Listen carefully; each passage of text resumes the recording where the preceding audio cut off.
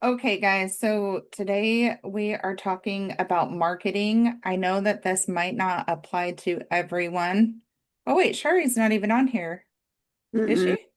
No? Mm, no, but her note taker's It's okay. here. She's got a note taker. That note taker's very punctual. Yeah. Um, so we have a handout. I'm trying to figure out how to set my screen up to where I can see because I don't like wearing my glasses. Um, But we have an email that we will send out to you guys with chat GPT prompts to help you come up with your marketing strategies. Um, and yes, we know it's not going to apply to everyone. However, you never know, right? It might For the future. for the future. Yeah. Yeah. So, we are going to do interactive work. So Jordan will, yeah, you'll figure it out. It'll be fine. Wait, Um, what? What am I I doing? You completely just dropped the ball, Jordan. I'm just How? kidding. Just kidding. I said we're going to do interactive work, and I know that you are not like in a place to write things down, so Oh, um, it'll work out. okay. Yeah, Yeah. I'll draw in my head. there Yeah. you go. Yeah. Some group work. So, all right. So, welcome everyone. Today we're diving into the foundation of marketing. So, how many of you have kind of a pain point around selling or marketing? A pain point? Like we don't like Yeah, doing it? yeah, yeah. Or don't know how, Or or don't know have never how. done it. Yeah. Yeah. I I did and I still do at times, even though I was in the automotive industry, and that's probably the reason why, right?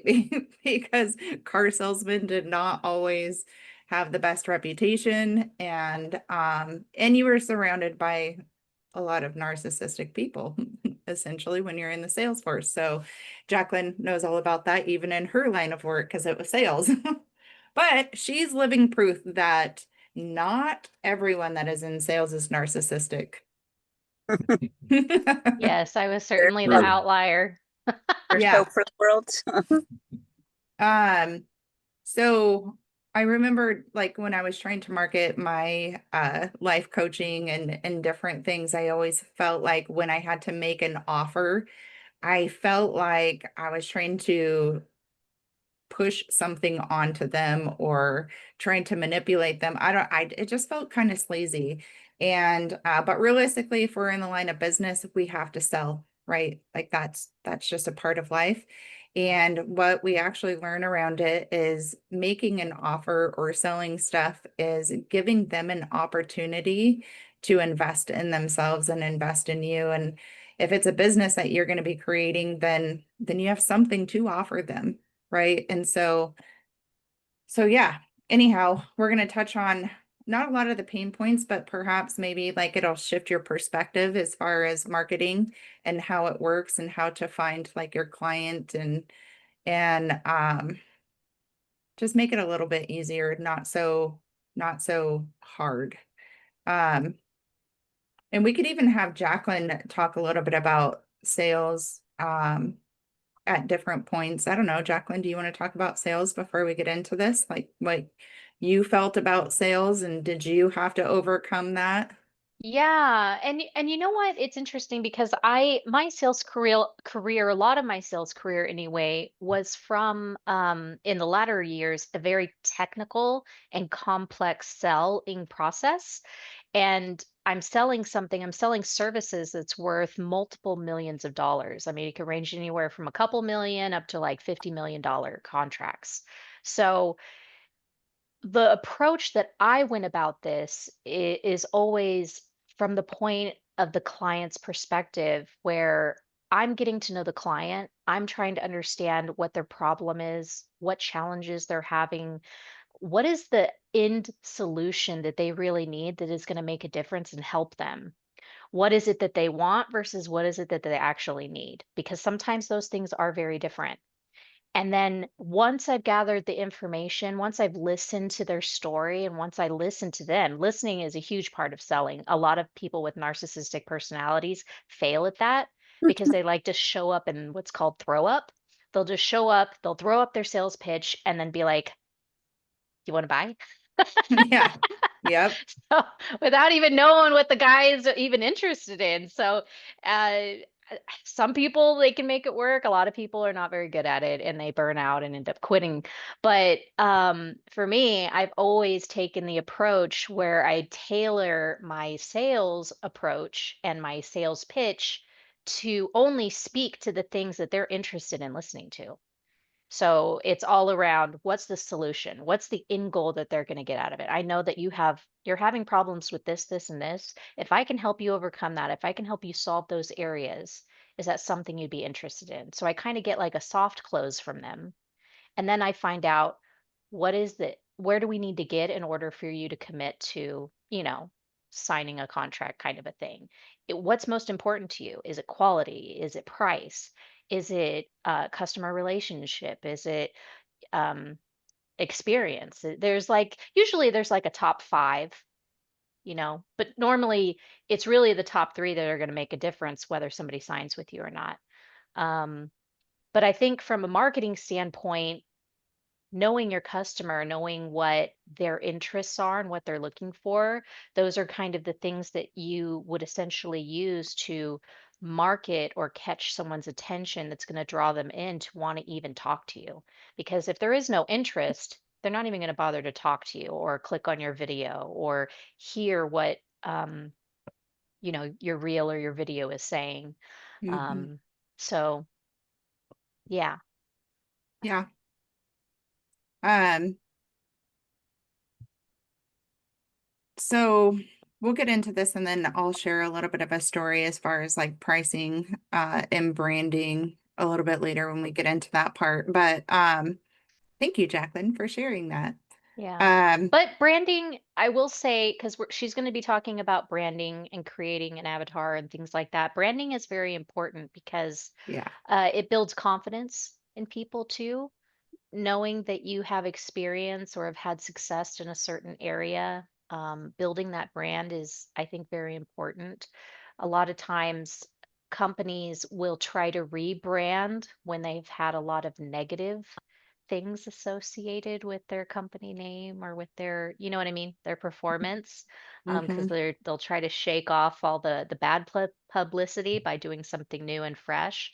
Sometimes that can hurt the overall outcome of trying to get customers to sign with you because a lot of times when you're new and fresh in the industry, when it comes to at least the services that I was selling, that's not necessarily a good thing. So Yeah. And same thing with branding. Like I remembered at the dealership, what we would always say, we would compare customer service to like a Nordstrom's. Like Nordstrom's typically, we don't have Nordstrom's here, but you used to have really great customer service at Nordstrom's.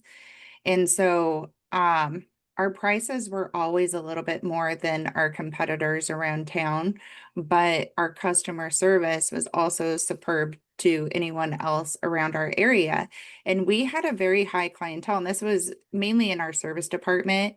And that was the theory that we would always use. Like we would rather charge a little bit more and offer like superior customer service versus being like if you take like a Nordstrom's and a Macy's, you could pretty much get almost the same thing as Nordstrom's, but the customer service was different. So many people would choose to go to Nordstrom's and spend a little bit more versus going to Macy's and saving a few bucks. And a lot of that had to do with the customer service. And so that goes along with branding as well in your pricing strategies. So okay, so marketing at its core. Oh, here we'll back up a little bit. I know when some people hear the words marketing, they think sleazy sales tactics or complex tech systems. But marketing at its core is about connection, building trust, and showing people how what you offer can make their life better. And that was the part that I really had, like, God really had to embed that in me, because some of you, like, say you're going into life coaching or you're going into some type of mentorship where you're leading people, what you, in a sense, like, yes, you're selling your product, but you're also selling yourself. And that was really hard for me. Like, I had this huge imposter syndrome, like, Lord, like, why would somebody like pay for my service? Right. And so he really had to like get me out of that they're not really paying me, right? They're paying for what I have to offer. They're paying for the product that I have and the transformation that I could provide. And so I had to realize, like, essentially what I was offering them was making their life better. It had really nothing to do with me. It had to do with the product that I was providing, which I just happened to be kind of like the product, because I was the one coaching them.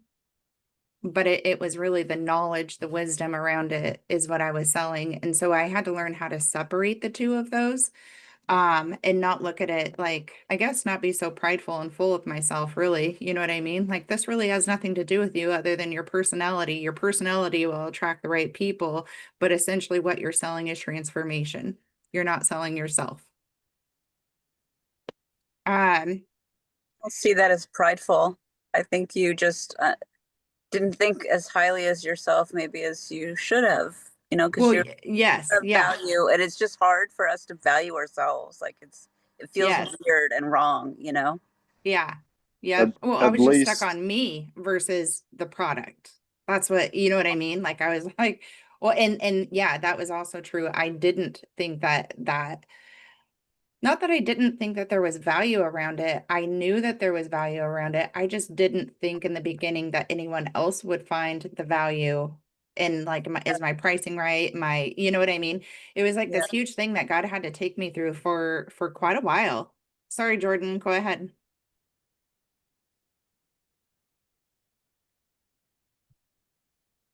he's Okay, muted. sorry. I know I'm on my phone and it's anyway. I it's it's hard for us non-narcissistic people to, you know, that put ourselves out there and value ourselves. Like that's Yeah, all I was gonna say. It was just, yeah. but that was delayed and it's not as funny. No, Still it's still laughing. funny. I, Um, I find pricing to be like one of the hardest things about business. it is, yeah. Um, I went through many different pricing from A to Z as far as like coaching, and I would pray on it and pray on it and pray on it. And then when God told me my price to do the coaching, like, I just had a pain point around it. And honestly, he had to uncover where my money mindset came from as far as charging people for my services. And it came from a horrible story when I was younger, and I had to heal that portion. And he showed me that's the reason why you're actually struggling charging people for services that you are providing, right? It's a little bit different when you have a product, like, say you're selling cosmetics or clothing, or like you have a product. But when you are called into the service-based business, in a sense, you kind of are selling yourself in a way. And I had to go back and heal that portion in order for me to actually step into the pricing strategy that God had for me and feel confident in it. Jacqueline also had to go around and she had to go back and heal a portion of her as well. Like, it was kind of weird. Like, he just took both of us down this huge trail, and we had to figure out, like, this is actually our pain point around business. This is our pain point around selling what we have to offer. And that might be something for some of you, if you do have an issue setting prices. It's a self-worth issue and it has nothing to do with you. Yeah. I'd never thought about this before, but yeah, you just showed me that God used my business to work that out of me, because at the first 10 years, it was like that was having to sit down and do a quote for people. It's like my quotes are meticulous, everything is itemized. It's like there is no even numbers in there. It's like this is scientifically figured out. It's like I'm not just Yeah. throwing numbers at it.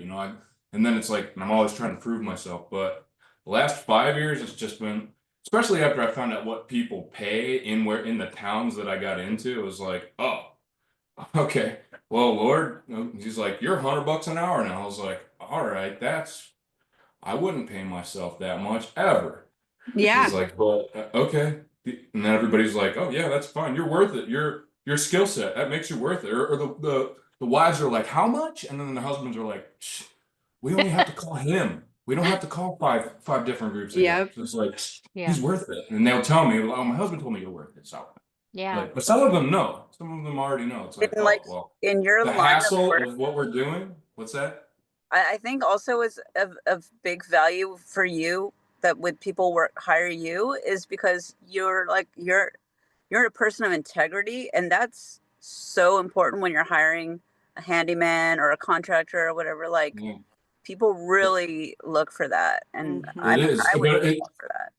it's the more money the people have, it seems, the more they'll respect me and want me around after I've been there once, because they're like, oh, well, we pay a lot of people for a lot of things. So this guy, anything he can do, have him do it because we don't have to worry about anything. So it's integrity's big, but I have to prove myself. And I walk in and they hear me on the phone, like I got a deep voice, Jim. Or if I've emailed them, it's Jimbo. So they're like, oh, this Jimbo's coming to get it done. And then I get out and I'm like, hi, Jim?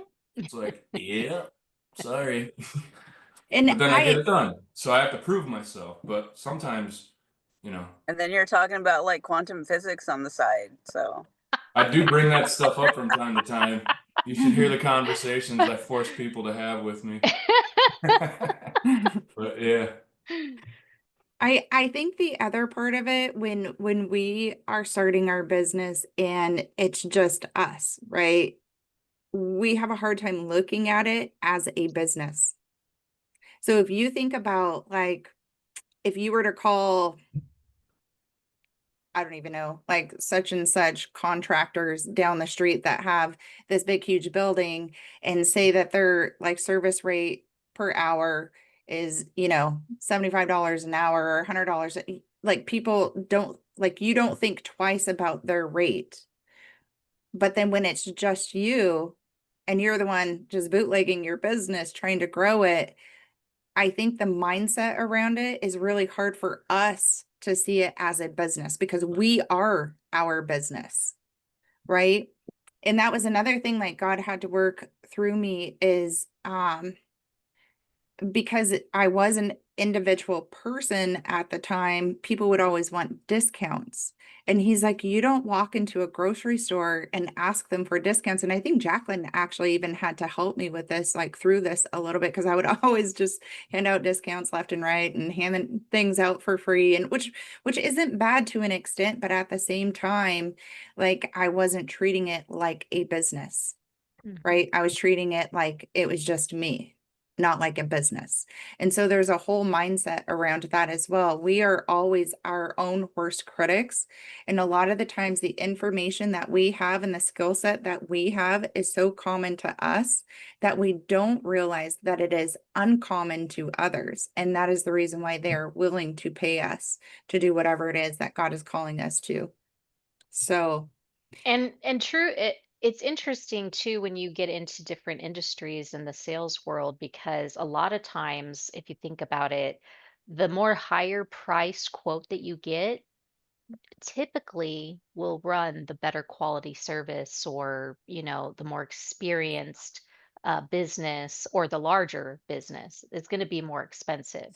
Usually the ones that are the smaller mom and pops, the smaller startups, or they don't have as much overhead, or they just don't have as many years of experience, they're going to run cheaper. They're going to be more competitive because they're hoping to grab at that to market. undercut. It's to Yeah. undercut, to be have that as an advantage to get them more sales. But a lot of times the clients that I would interact with, it didn't matter that, you know, they a lot of times they did go with the more expensive quotes just because of that and the reputation the company had behind it. They And they pay oh, it. go ahead. Yeah, that is true. we're a little off topic, but I'm going to bring this up anyway because I used to speak on this a lot. So being in the automotive industry, what we had a Lincoln dealership, which is considered, just kind of like a higher class Ford, right? Like that's like the Cadillac of Fords is a Lincoln. And then we had Hyundai.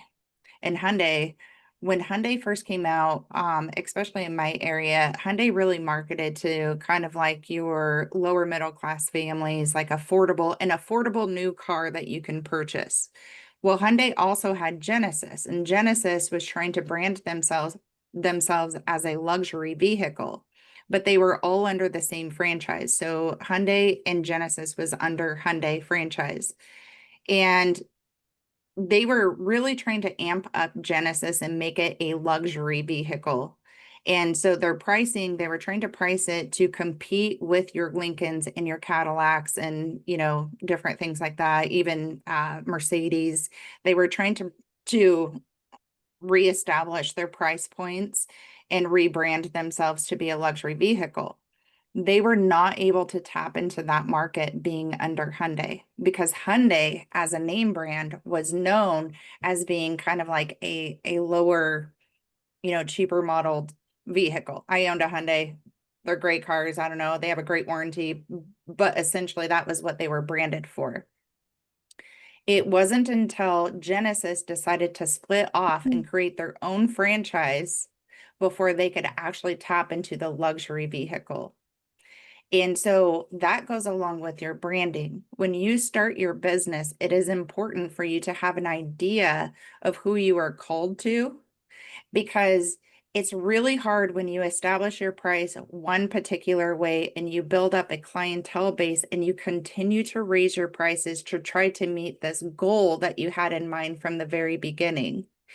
And so when you start your business, you need to decide, what area am I called to? Like, Lord, help me figure out my pricing around this, because that way you don't have to go through the rebranding process, because the rebranding process can essentially hurt you. And I know even in the hair industry, because I did hair for a long time, I was a hairstylist. I still have my license. I do it on family and friends, but I haven't been actively operating it for quite a few years. When I first started out, I would do hair on the side. And it was like your cheap haircuts, right? Like, just because you kind of felt like it would get more people in and you're constantly given discounts. Well, after, I was doing it for so many years, the same people after 20 years still expected your, $15, $20 haircuts when haircuts were $80. And so, and you can't live off of that. Like, if I was actively working in a salon many years later, I couldn't have paid my rent and my, insurance and everything that you have to pay for when you are an individual or an independent stylist. But had I changed my prices to be competitive and kind of be, where everyone else was, I would have lost majority of my clientele. And so that is something to keep in mind when you are starting your business, is to think about who you are called to, which we will go through that a little bit, which we will call it like an ideal client avatar. And ChatGPT really helps you, which I have a download for prompts for you guys to figure out who your ideal clientele is, your ideal avatar. And I even did it for Jacqueline and I for our business, because honestly, we never did it, and it was kind of interesting, and I thought, well, this makes total sense. So all of that goes hand in hand with marketing when you are first starting out, that you essentially want to refrain from rebranding if you can. And so you Yeah. just want to start out and try to tap into the market that you are called to right from the beginning. So, so marketing at its core is about connection. It's about building trust and showing people how what you offer can make their life better.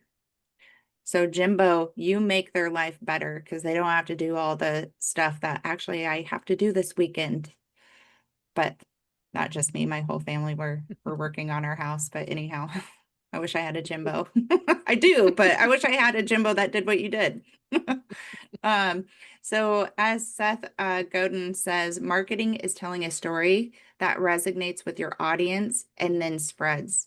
That's what we're going to do together today, is learn to tell your story clearly in a way that connects you with your audience and it creates action. So here is the question. When you hear the word marketing, what comes to mind? I'm Social asking you. media. Social media? When you think of marketing, what comes to mind, guys? Manipulation. Yeah. Yeah. Anyone Icky. else? Icky. Icky. Yeah. Who want to reach like marketing? Target audience. Something that I really, really don't want to do. Yep. There's a lot of pain points around Avoidance. it. Yeah. Avoidance. Annoying emails and annoying text messages. That's what gets me. It's hard, But especially when you don't like it yourself. Yeah. Like you don't like commercials. You don't like people asking you in the store if you need help. Like if I needed your help, I would ask you. Like, that's my problem. I'm just like how many are afraid of rejection? Like you're going to put yourself out there and you're just going to get no, no, no, no, no. for sure. Yeah. He broke me out of that. Like Saturdays doing quotes and 5 guys at the same time running around a house measuring rooms or doing whatever. It's like he broke me out. He broke me in well enough to where I remember how much it sucked, and now it's like whatever. Yeah. But I don't really have to do that anymore. He also pulled me out of having to do that. So, Yep. but But I'm most of looking at us, things differently. This is a very interesting conversation for me, just because, yeah. you want to know something, Jimbo? I told Jacqueline, I was like, this might not apply to Jimbo, like, but he could give feedback, but it's so great that it does apply to you. I'm happy. Yeah. Or that you just like you I'm can saying, it's allow. like, whoa, he did. That was the effect. That's what it's like. That's in Yeah. general, he broke this. He broke this off of me. It was like through this. It was like it's a simple thing. For 10 years I was basically painting people's houses, so it's like Yeah. the dumb guy doing the simplest thing that grandma can do. It's like he used that to break off you're creating this list for me. I'm just like, yeah, he did that. Whoa. Yeah. Wow. It's so bigger, it's so much bigger than this, the way I tend to look at it, it's like you got me doing this simple thing, but in hindsight. I used to have this picture early in my career that I'd sit on my desk, and it was a picture of a kitten with this little crocheted shark hat Oh, that it would have on. And the meme that went with this was some days I need to tell myself I'm a shark and attack the day. Yeah. So I Yeah. always felt like I was that little kitten, but when I showed up to work and I had to do my, have my sales meetings and talk to these clients and present a multi-million-dollar contract, I had to pretend to be that shark. And I'm like swimming with the other sharks and I gotta, do my thing. But really, underneath, I'm just this little fuzzy kitten and I'm just feeling out of place. Yeah. I bet that is so true. Yeah, but I think wait. that's where a lot of us kind of feel sometimes, we feel a little uncomfortable in situations. The amount of times I've said out loud, I feel like a fraud. I feel like an Yep. imposter. The Yeah. imposter I think syndrome that's is How did real. common. I get here? The Yeah. amount of But times I've said that. It's like, so when you Yeah. said that, it was like, yeah, check. yeah. But Yeah. I have a correction to make to something I said earlier. How I'm one of those people, like I hate the advertising coming at me kind of thing. But at the same time, if it's something I'm interested in, I'm fine with it. And I might Yeah, even be like, oh, this is awesome. I totally want to learn about this, find out about it.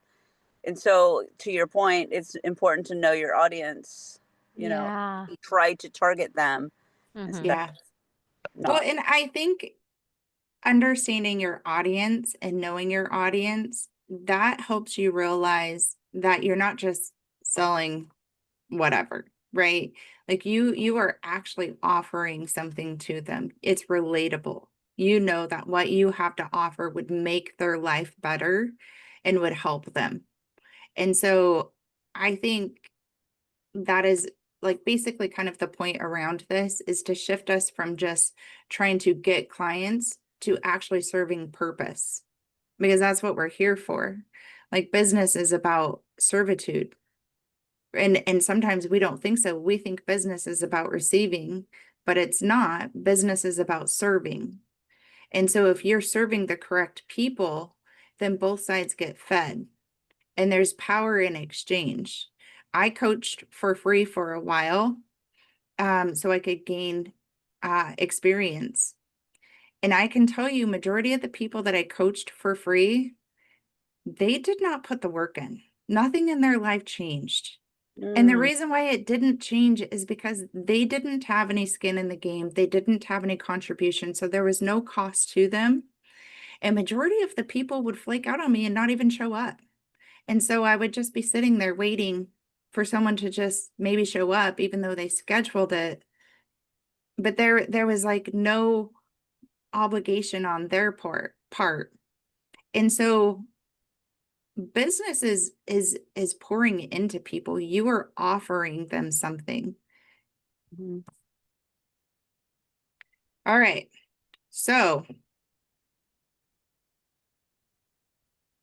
So some people said sales, ads, manipulation, or maybe even overwhelm, all the things that we were talking about along marketing. But our goal is to reframe marketing into clarity, connection, and consistency. So part one, we're going to figure out our niche and our ideal client avatar. So it's really funny when I hear niche. When I was in college, they called it a niche. It was your niche Really? market. Yes. Oh, When I niche took market. marketing, when I took marketing in college, and then all of a sudden they like churched it up, like Joe Dirte and and they started calling it a niche. And I was like, huh, all right, I have to go along with the trends, right? I have to evolve. So whether you say niche or niche, I don't know, might be aging myself a little bit, but we're not, yeah. Tomato, tomato. Yeah, tomato, tomato. All right, Click, so click or click. your click. What did you say? Click or click. Yeah, People there say you go. clique? Clique?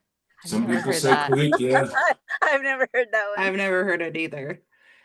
All right, so I your mean, niche. it's French. Huh. Oh, Patio, patio.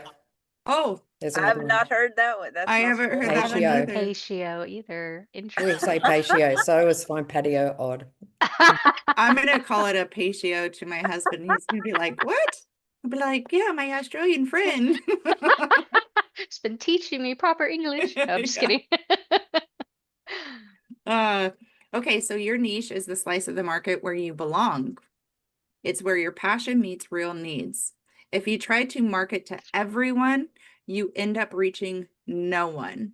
And I remember stepping out, I didn't know who my audience was. And I was just trying to add all these things to meet all of these needs. And my mom does it too. And my mom, actually, it might even be an easier one to use as an example. So my mom likes to create things and go to like bazaars, like where you just sell like your crafty things.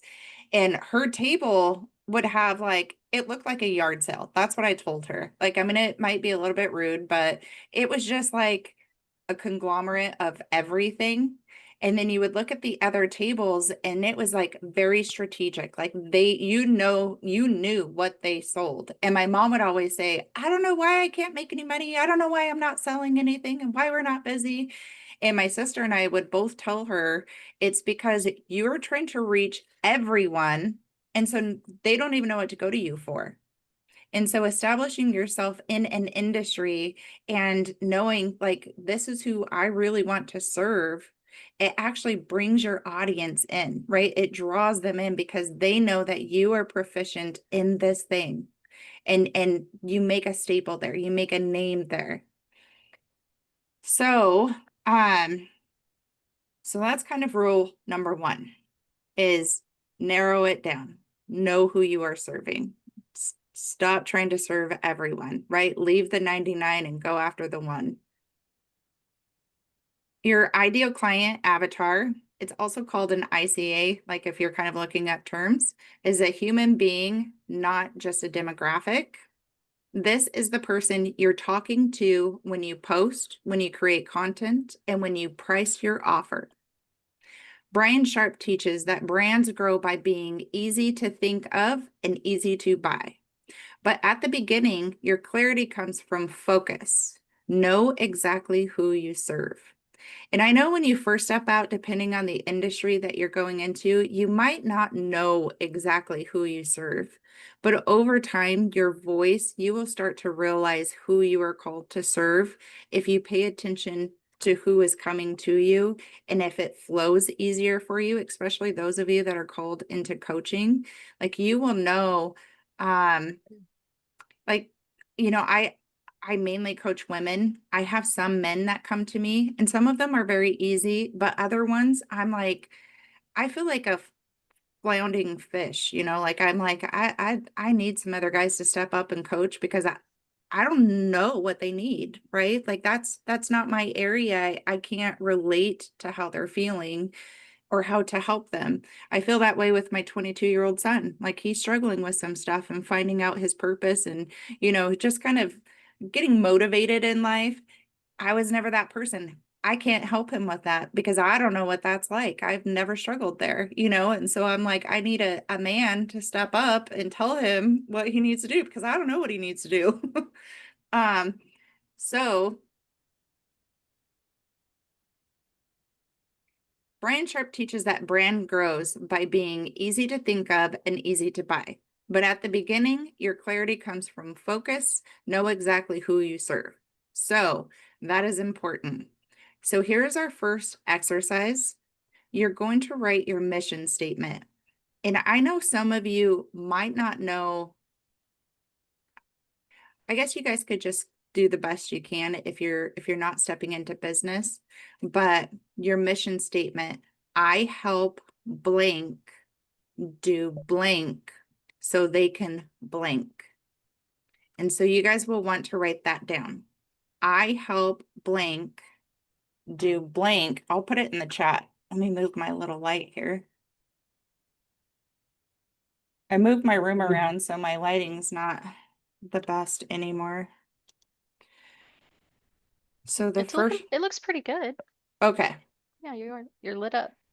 I help blank, and you guys will want to fill this in because you're going to use this. Do blank so they can blank. And this is your mission statement. Who is it that you help? The Mad Libs. Those are fun. With after you're done with your mission statement, you guys are going to take a couple minutes to draft your ideal client avatar. So taking what we've kind of gone through all these different things and narrowed down like the area that you are going into. I don't know, Jimbo, if you want to use it for your industry now, or maybe you just want to skip through this because you're like, God already showed me this. I don't know what you want to do, but you're going to draft it from your perspective, your ideal client avatar. You're going to include their struggles, their desires, objections, and where they spend their time. And I'll write that in the chat also. And I will give you guys a few minutes to draft this out. It doesn't have to be perfect because ChatGPT is amazing. And the thing that I gave you guys, it gives you prompts to kind of help you dial it in. So we don't have to come up with the perfect avatar on our own, but you want an idea of who you think you're called to serve. Like Jay, you know who you're called to serve and you have many different areas. I would focus on the business portion, probably. Yeah, I actually already did this on the weekend.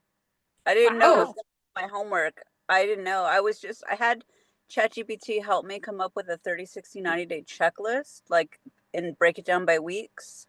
And so in week 1, part of it was doing exactly this stuff. So I had already Amazing. done that. But it's not quite the way that you're saying to do it, like, because I'm not helping blank do blank so that I can do blank. I'm selling things so that I can gain profit, so that I can help rescue people. But I'm not going to put that necessarily like that on the website or whatever. Does that make sense? No, but your products are also like you have to figure out who are your products targeted Right. towards. Yeah. Right. And I Yeah. did do that. Okay. Yeah. Yeah. It just sounds a little bit different than the way that you're saying to lay it out is all I'm saying. And I don't know if that matters, And but um so we are going to, as you guys write this out and you think about it, right? And it might take you a minute to really think about who you're called to serve, right? Like, is it males? Is it females? Is it middle-aged people in general? Like, what is their income? Like, are they professionals? Are they not professionals? Like who is it that you even are needing to think of, right? Because we have to kind of think like who we're trying to serve. We have to put ourselves in that boat because otherwise you're just throwing things out there and hoping it lands somewhere. And so we're going to put you guys in breakout rooms. And when you go into the breakout room, you're going to take a few minutes to create your avatar. And then you guys are going to share your avatar with each other. And you guys are going to give each other feedback. So Jay's going to sit there and say, I help so and so do such and such so they can blah, blah, blah. And this is my ideal client. This is what they look like. This is not necessarily appearance, but you know what I mean? Like their life things, the things that I put on the chat. And then the people in the group are going to tell you, can they picture this person clearly or can they not? And they're going to give you feedback to help you dial in what your avatar is, what your client base is.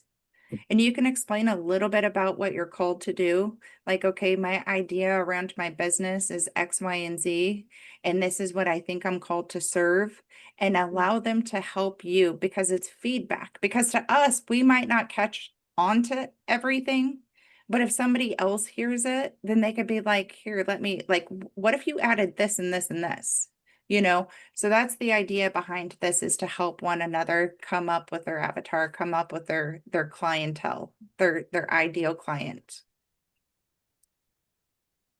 So, are we ready to go into chats? Is there questions? Does anyone have, or not chats, breakout rooms? Does anyone have a question?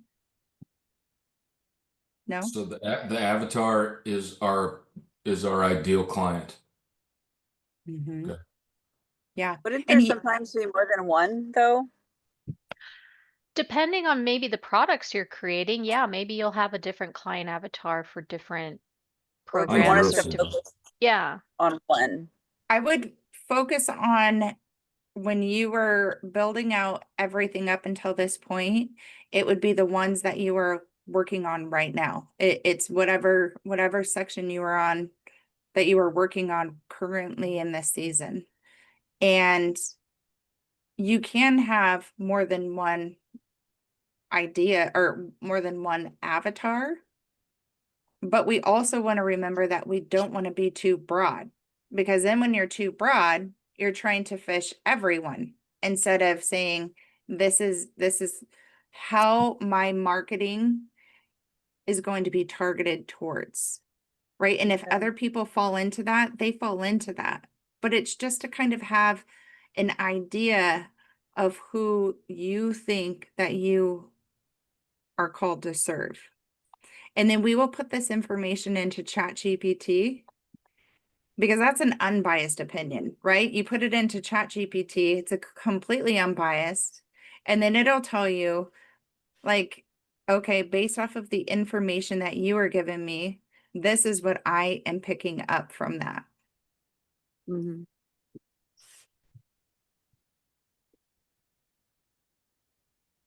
Any other questions? Is there confusion? You guys confused? No? Okay. All right, Jacqueline, Okay. drum I'll roll. Just I'll kidding. open up the rooms. Hey everybody. So we were having a good conversation and we were talking about boosting marketing, like techniques that you could take to boost your marketing campaign. So we thought we'd jump out and maybe just have an open conversation along with what Heather's going to lead us into. Yeah. Um, yeah. And Shari, I don't know if you want to share real quick the example that you shared just to give context. Yeah, sure. So we basically had to list my dad's house. And so we went through the normal, realestate.com.au, whatever, to list the house, but we also wanted a boost. So there's a social boost program which will send, I don't know, whatever they are, but out to the Facebook people and so forth. So if you're basically on Facebook and you're looking at real estate, or you are in a certain geographical area, or perhaps it was Instagram as well. I'm not sure. I definitely know Facebook was targeted.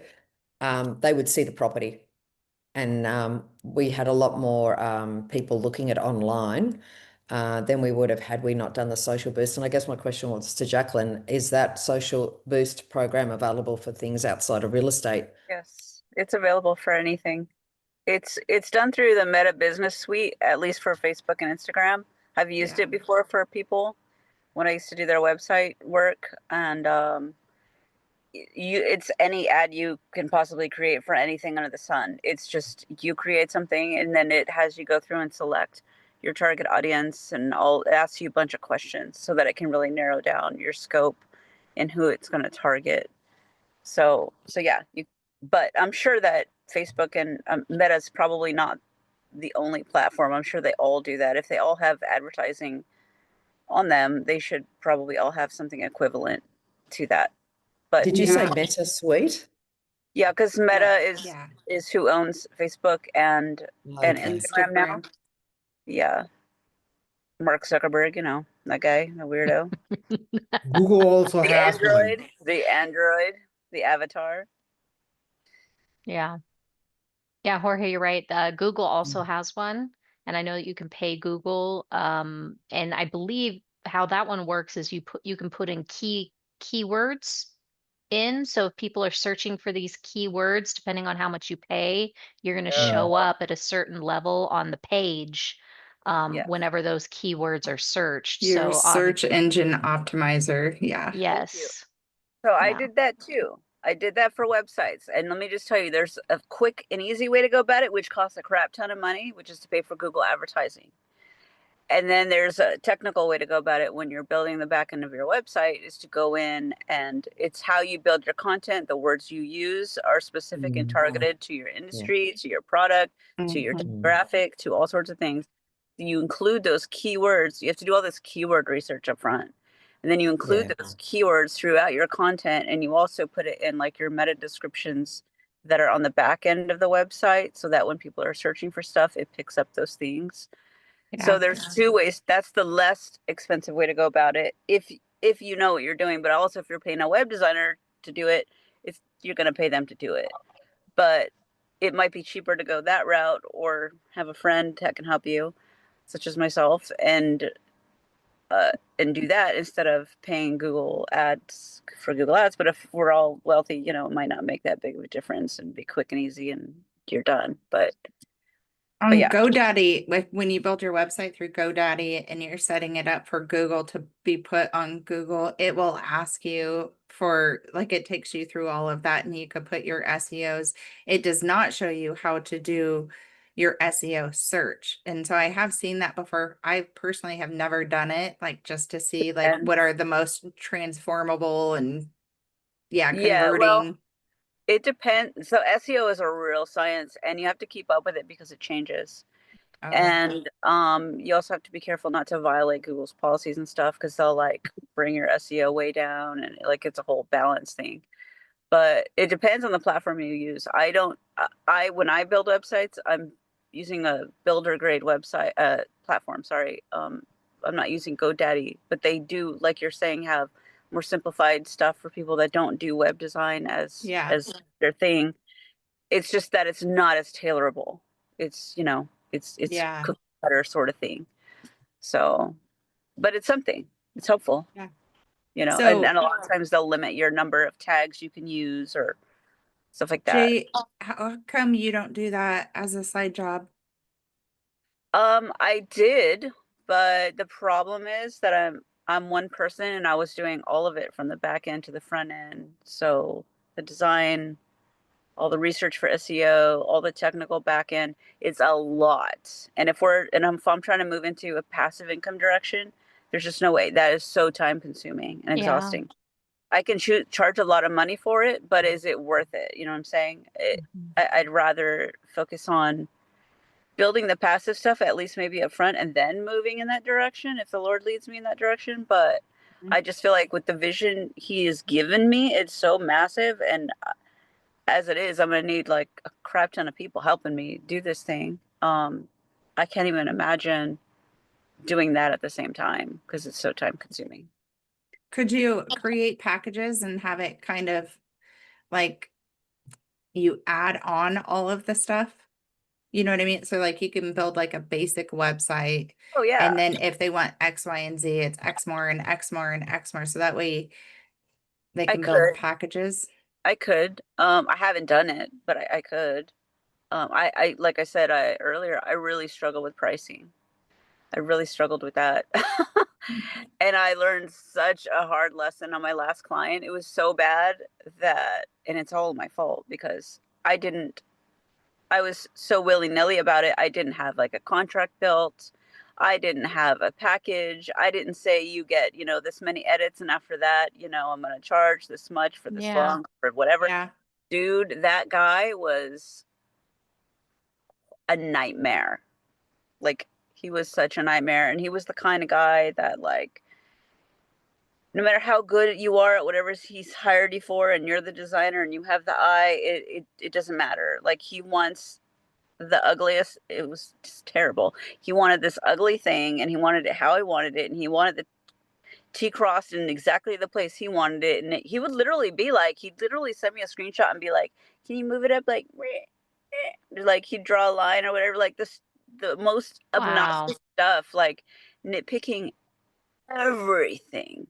Yeah. And I'm a perfectionist, like especially about design. Like I make sure stuff is, centered and spaced evenly and like all this stuff.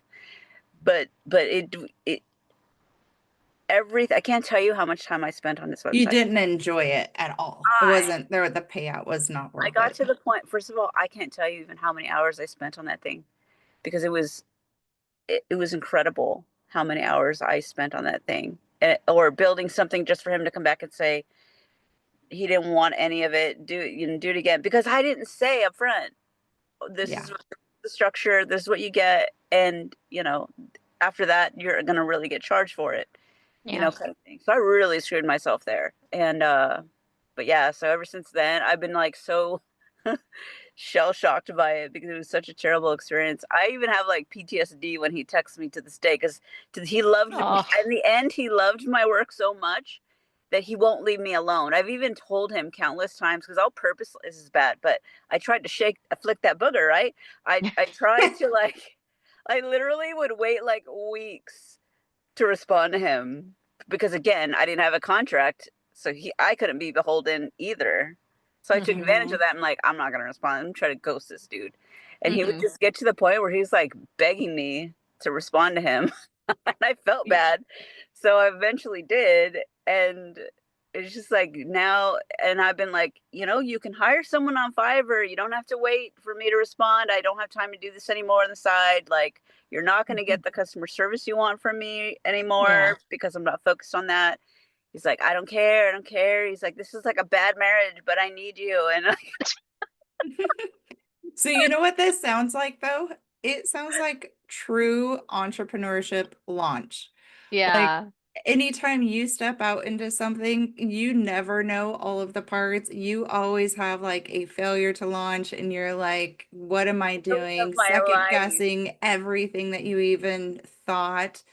And but the power behind it is, well, number one, that you're sharing your testimony because other people that are getting ready to step into entrepreneurship, they can see like, yes, these failures are going to happen, but they don't have to be failures. They could be learning opportunities. Yes. And like, yes, sometimes God uses things like that to redirect our path, but other times he uses situations like that. Like, let's just get the hard stuff out of the way. So we're just gonna put all the failures right up front, right? Like one after another. And I had a lot. And but you know, if it's your calling, then you just don't give up on it. I'm not saying that's your situation. I'm just No, I mean, talking. I love doing it, but man, he like ruined it for me. But I know it's my fault ultimately because I didn't have a structure, and I've ran across somebody who took total advantage of me, and because of that, and I think Yeah. he knew he was doing that. And so, like, I'm gonna flip this script. Well, I also don't have to respond to you if I don't want to, because we don't have a Yeah. contract. Yeah. But he just won't let go. He just won't. He won't. He will not let go of me. And I'm just like, oh Sounds Lord. like you need to triple your prices. Yeah. Yeah. Well, now I'm like, well, I'm gonna charge you. I mean, it's probably still too cheap, but I'm like, I'm gonna charge you $60 an hour, and even if it takes me 5 minutes, I'm rounding it up to an hour to make your changes. Yeah. You're Minimum. And allowed to have a PETA price. What's a I, pita price? It's a what's the word? It's pain in the ass. Pain in the ass price. You're allowed to have a Oh, PETA price. okay. I Trying feel to like think of You don't need to sugarcoat that, Jimbo. yeah, We all yeah. get it. I feel like $60 an hour for tech and web design is It's really fine. cheap.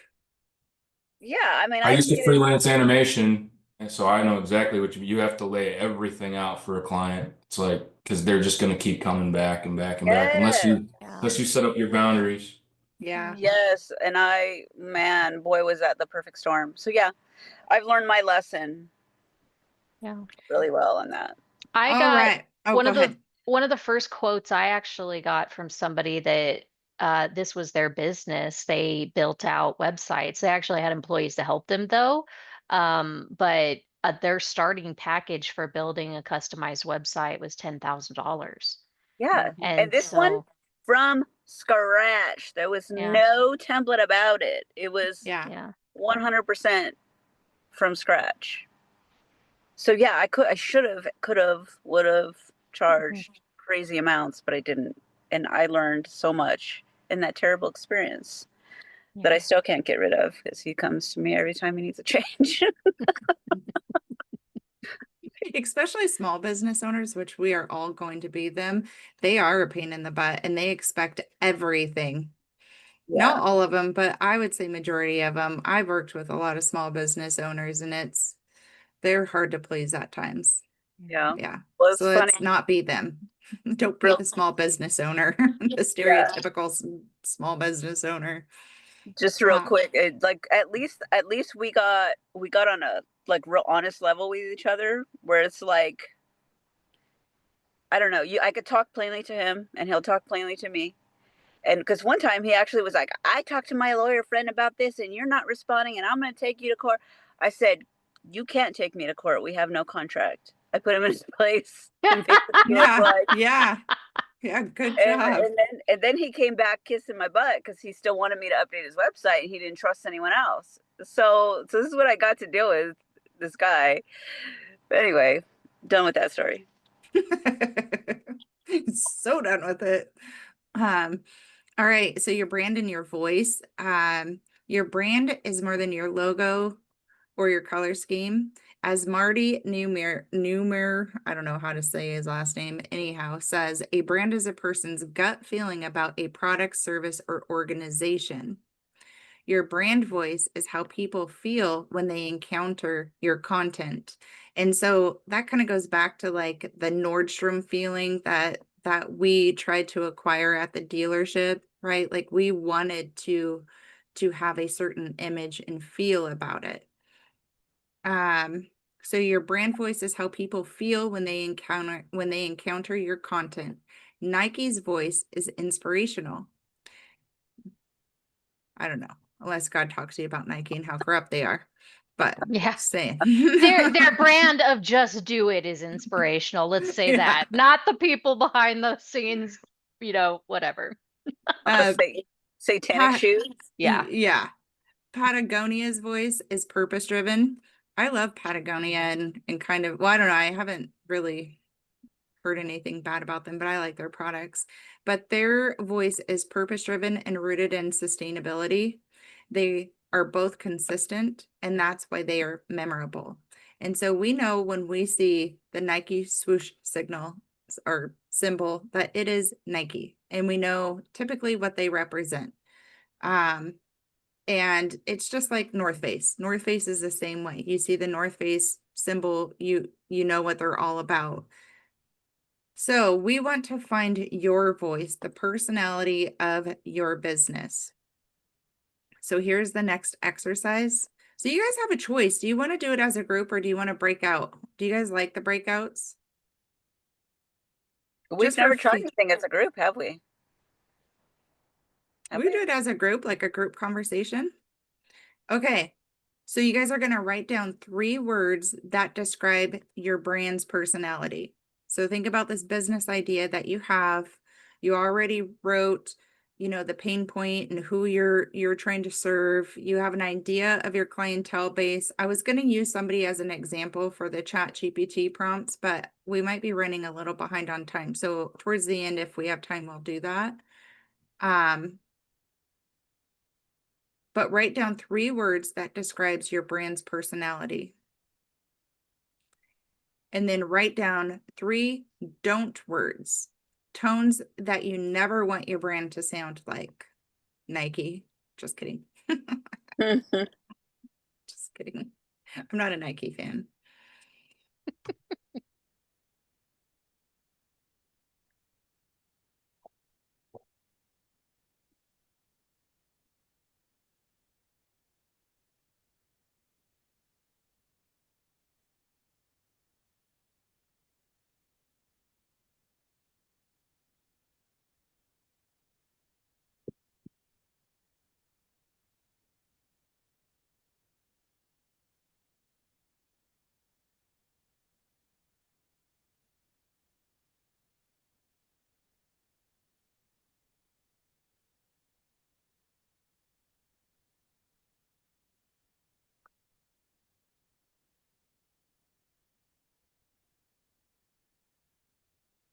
Okay. And then you can brainstorm colors, images, or metaphors that represent your brand.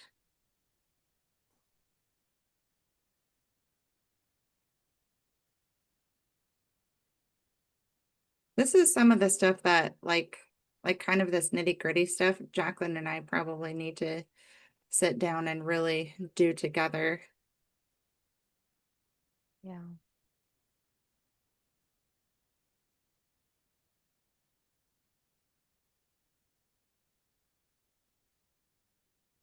And then when you guys are done, let me know because we are going to share them.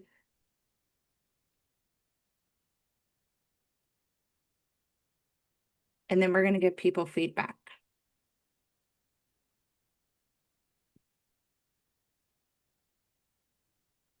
What was the last colors?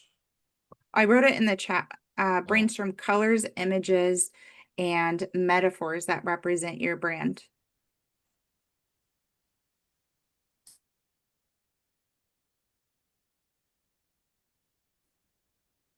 Like Jacqueline and I have the mountains for Kingdom Economic Builders. Like we knew we wanted the mountains because it's tackling the 7 mountains.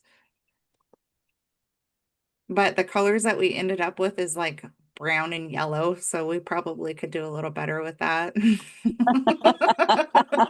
I could help you guys. Yeah, I wanted to incorporate something like a dark green, like, forest green, something earthy, Like earth tones. royal. Yeah. Yeah. All right, who wants to go first and share their 3 words? So basically these questions, there are 3 words that describes their brand, 3 words that they do not want to describe their brand. So go ahead, Jimbo. Yeah. Regal, tasteful, and precise. Ooh, I like that. Yeah. Cheap, ordinary, utilitarian, Oh. which is most guns. Yeah. So I got to set myself apart from utility, really, because it's Yeah. probably not going to be used, even though it will be one of the most, one of the most accurate 1911s you could procure. You know what And it then, reminds me of? I went to this, my husband and I, we were in Maui and we went to this little like pub area. And in the bar area, they had this, I'm not a whiskey drinker, but my husband will have it sometimes. But they had in this glass case a bottle of Perry Van Winkle, which was the first time I'd ever heard about it. Later on, I had a dream about it, but that was the first time I'd ever heard about it. And it was in this glass case. And my husband asked them, does anyone ever buy that? Because he knew exactly what it was. And they're like, I think they had it for, I don't remember how long, and they had sold like maybe 1 or 2 shots out of the bottle, and that was it. And it was some astronomical amount per shot. That's what your gun reminds me of, is like somebody's gonna buy it and put it in a glass case, and Yeah. it's just gonna be like, don't touch this because you're gonna put your impurities on it, or you know what I mean? Like, just don't Which touch takes it. it towards the realm of idolatry. So it's like that's part of my, I'm like, how do I get around making idols that people are just gonna put up on a shelf, Lord? How do I get around it? I No, I I think think I it's like know, and I collector don't think I'll be cars. selling any guns. I think Well, I'm just going to It's make like them sit collector because I want cars, to. though. People it's have, or go ahead, it's Jacqueline. like a fine piece of art. What do you do with art? You hang it Yeah, on your Yeah, wall to look at. true. That It's it's true. not an idol. An idol is something that you're worshiping. worshiping and that you put above or you put ahead of, basically your relationship with the Well, Lord like, or okay, here's two quick stories. Just to back up my concern. It's like okay. a Freemason will come to me and say, "Hey, I want a gun. I want you to put the big G on there, and I want the skull and Ah, compass, and I want all of this stuff because I love engravers, and I want the gun." And it's like I want all this stuff. It's like, sorry, man, I can't do it. yeah. So he's gonna Yeah. be pissed off. Here's a story from my mentor. He in the '80s he had a white Cadillac pull up from his house. A guy gets out, opens up the back door, and a guy comes out in a Panama Jack hat, white hat with a cane, sunglasses, white suit, goes up to his door, knocks on it. He answers the door and he says, "Hi, I'm so and so. I'm the Grand Dragon of the KKK. I want a Oh, gun." So he said, "Nope, sorry." So for the next 5 years until he moved out of that town, he had an ace of spades put underneath his windshield wiper every time he went into town. He would come back out there, be an ace of spades under his windshield wiper for 5 years till he moved. Like they were like, "Get out of here." They stopped bothering him when he moved, but so just like Yeah. it's like Yeah. now I would have cartel. I would have cartel to deal with. It's like they will spend $100,000 on a gun, silly Hmm. money, you know. But I Yeah. have to tell them no. Yeah. You don't want to tell them no. Yeah. Yeah. So I can't. Yeah. So how do I do it without putting myself out there to be in danger in that way? And also, it's like I'd rather just not tell them no. I'd rather it not be. Yeah. I'd rather never be asked. You know. Then Well, these cartels might not be around very much longer too, so we'll see. What if you Yeah. advertise yourself as a Christian? yeah, that's what I Will was they gonna That's do say. the it? thing. I just make Jesus guns, dude. yeah, That's what it's going to be if it comes out that way. But it's like yeah, then I'm making what I want to make. So expecting people to buy, oh, I just felt like making a gun about the whatever.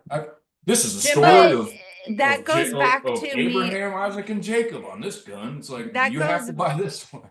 that goes back to number one, finding your ideal client, right? And it also goes to like coaching.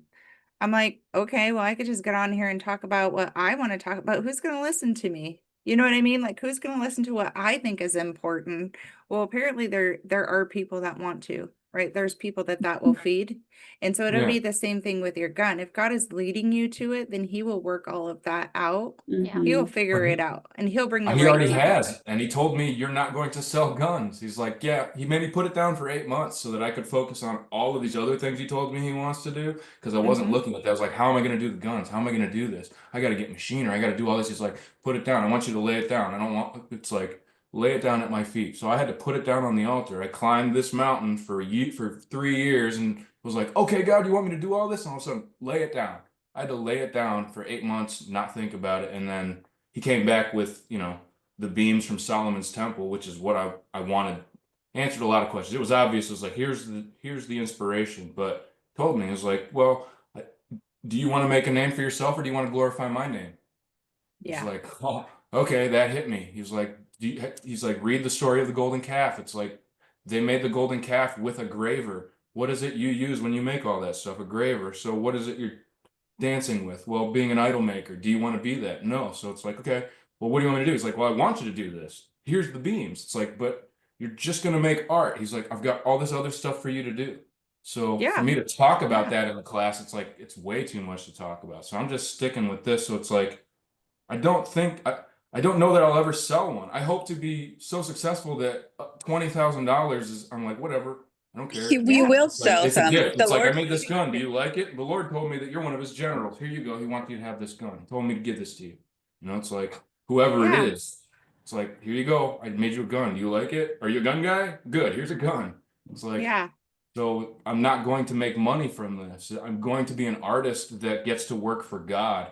And nobody gets to control the stuff that comes out of my hands, because there's two kinds of artists, ones that make things to order and ones that make what they want and let everybody else deal with it. And those are the ones that people line up for and eventually spend the big bucks on. Banksy doesn't take orders, but he can shred one of his drawings in a paper shredder and sell it for $100,000. It's like, Yeah. so there's just, when you get into art, it's totally different. So I understand that it's hard to understand my angle on it, but it's like, I'm not answering these questions. I'm not necessarily looking for a customer, but Yeah. it's like I'm trying, because it may go that way, and maybe like, Yeah. okay, well, I'm gonna make guns. I got this business going, I but think you're doing initially I great, don't think I'm Jimbo. close to it. I think you're doing great. And it, Well, like any restaurant, they have the right to refuse service to anybody. Yep. You yeah. know what I mean? Like, But if it's the Grand Dragon of the dang Ku Klux That's when Klan, you then just it's go like, praying about it, and the Lord will protect you. oh yeah, I'm not Yeah. scared of that. That's why I'm going. I'm just saying he made sure that I understood certain things. It was like, this is the gun business. yeah. These are killing instruments. You don't want to make lots of killing instruments because they're gonna get out to people. You got to make ones that it's niche. It's like you only got to make a couple of them a year. And then it was like, well, but you're not gonna make them. I want you to do it. I didn't change my mind, but you're gonna give it away. It's like, and don't worry about that. It was like, Yeah. You so. already know his instructions. So, Yeah, okay. it's Does been anyone else? ongoing for 5 years. Let me finish. Okay. Okay. The last part is, sorry, I took up too much time there. Gauntlet and armor. My last name's Armor, so the logo is a gauntlet because it's handguns. So like Gauntlet Armor. So I've Yeah. been designing a gauntlet, a really cool gauntlet, and trying to figure out the pose. And Armor is my last name, so knight type things, but regal. Like I said, regal was at the top, so it's going to be like kingly and noble stuff. And then like theme would be protection, and color would just be bling of all sorts. I think that is awesome. Great. I like that. You Like, have a very well, like you have the vision. I had Good too job. many. But this is the easiest one to lay out in class. Okay, who wants to go next?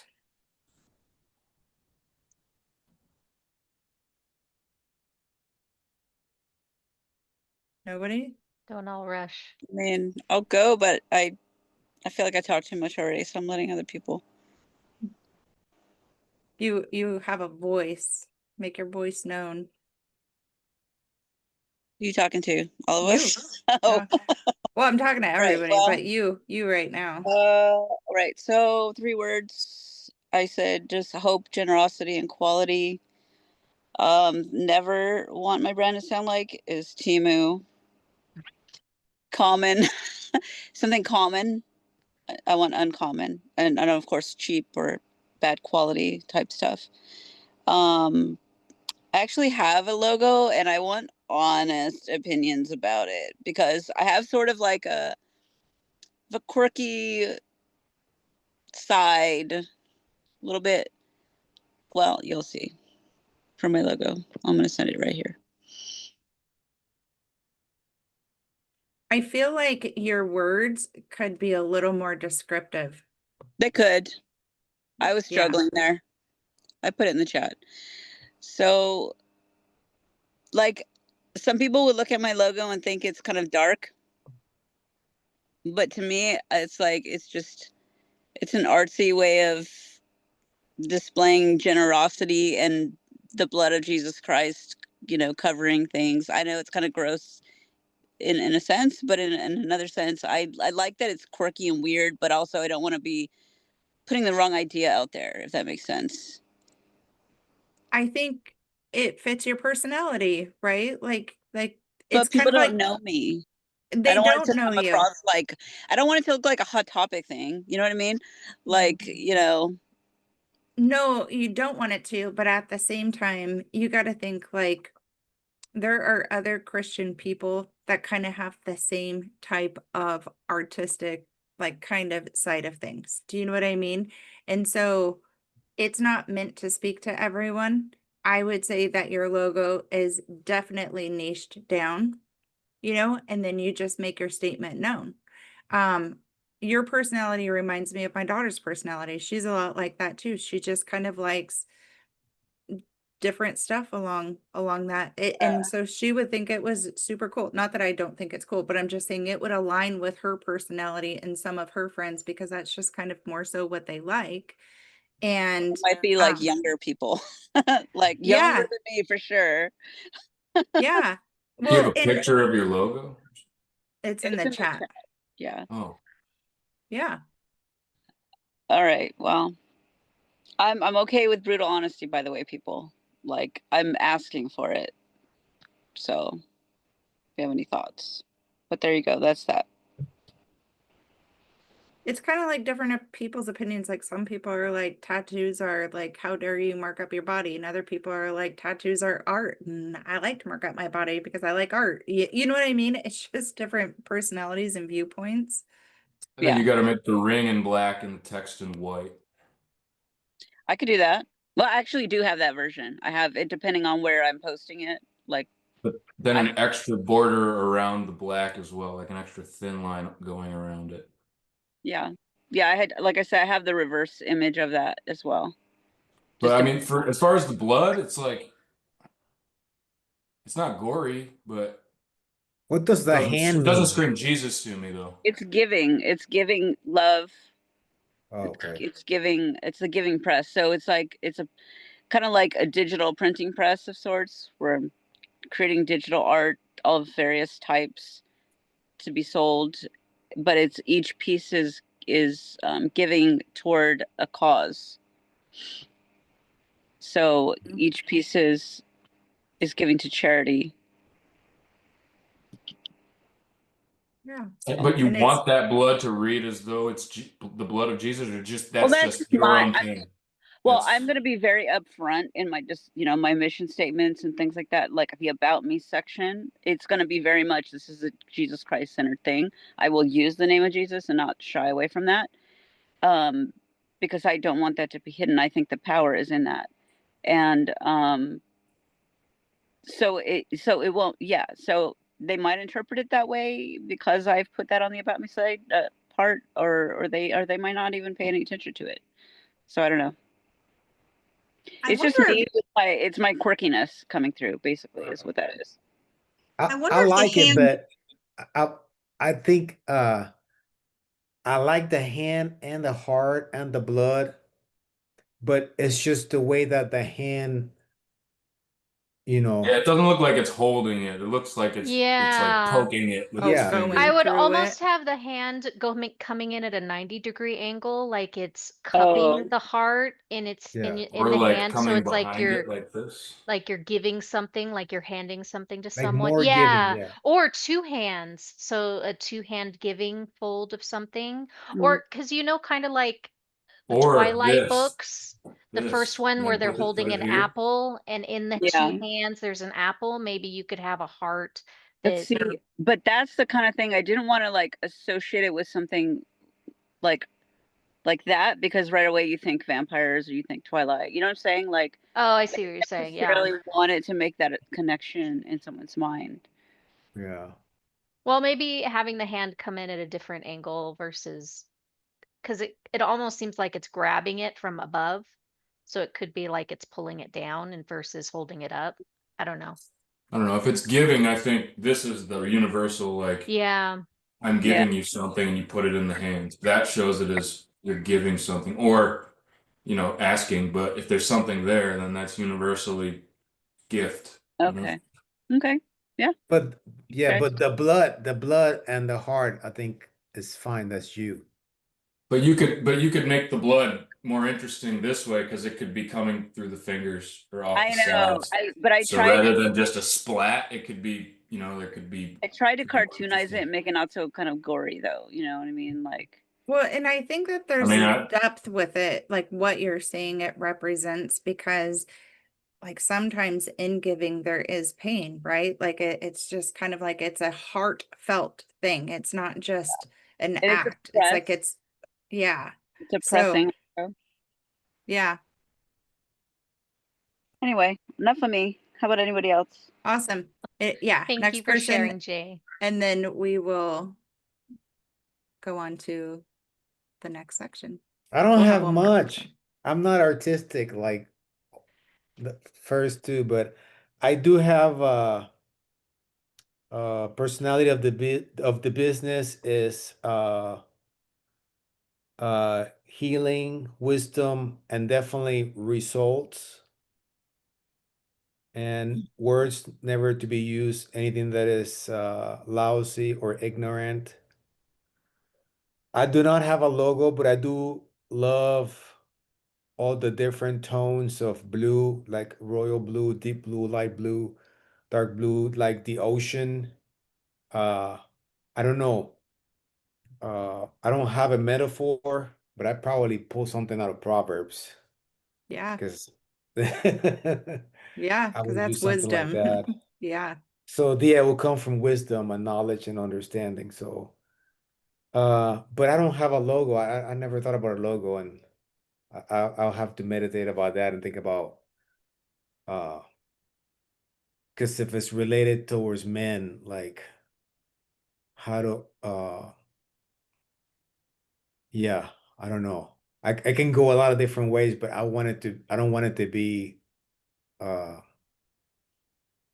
how do you say that? Like the just the typical. I want it to have uh spirituality and heartfelt because hmm a lot of men, especially me coming from the military, we just we think a lot about always being tough, and we disassociate with our feelings, and that kind of puts a lot of barriers for healing and growth for men, especially when yeah, it comes to relationships with children and spouse and things like that, and even I'm work. yeah. se- I'm seeing a handshake. I'm seeing two hands shaking Okay, hands yeah, I like that.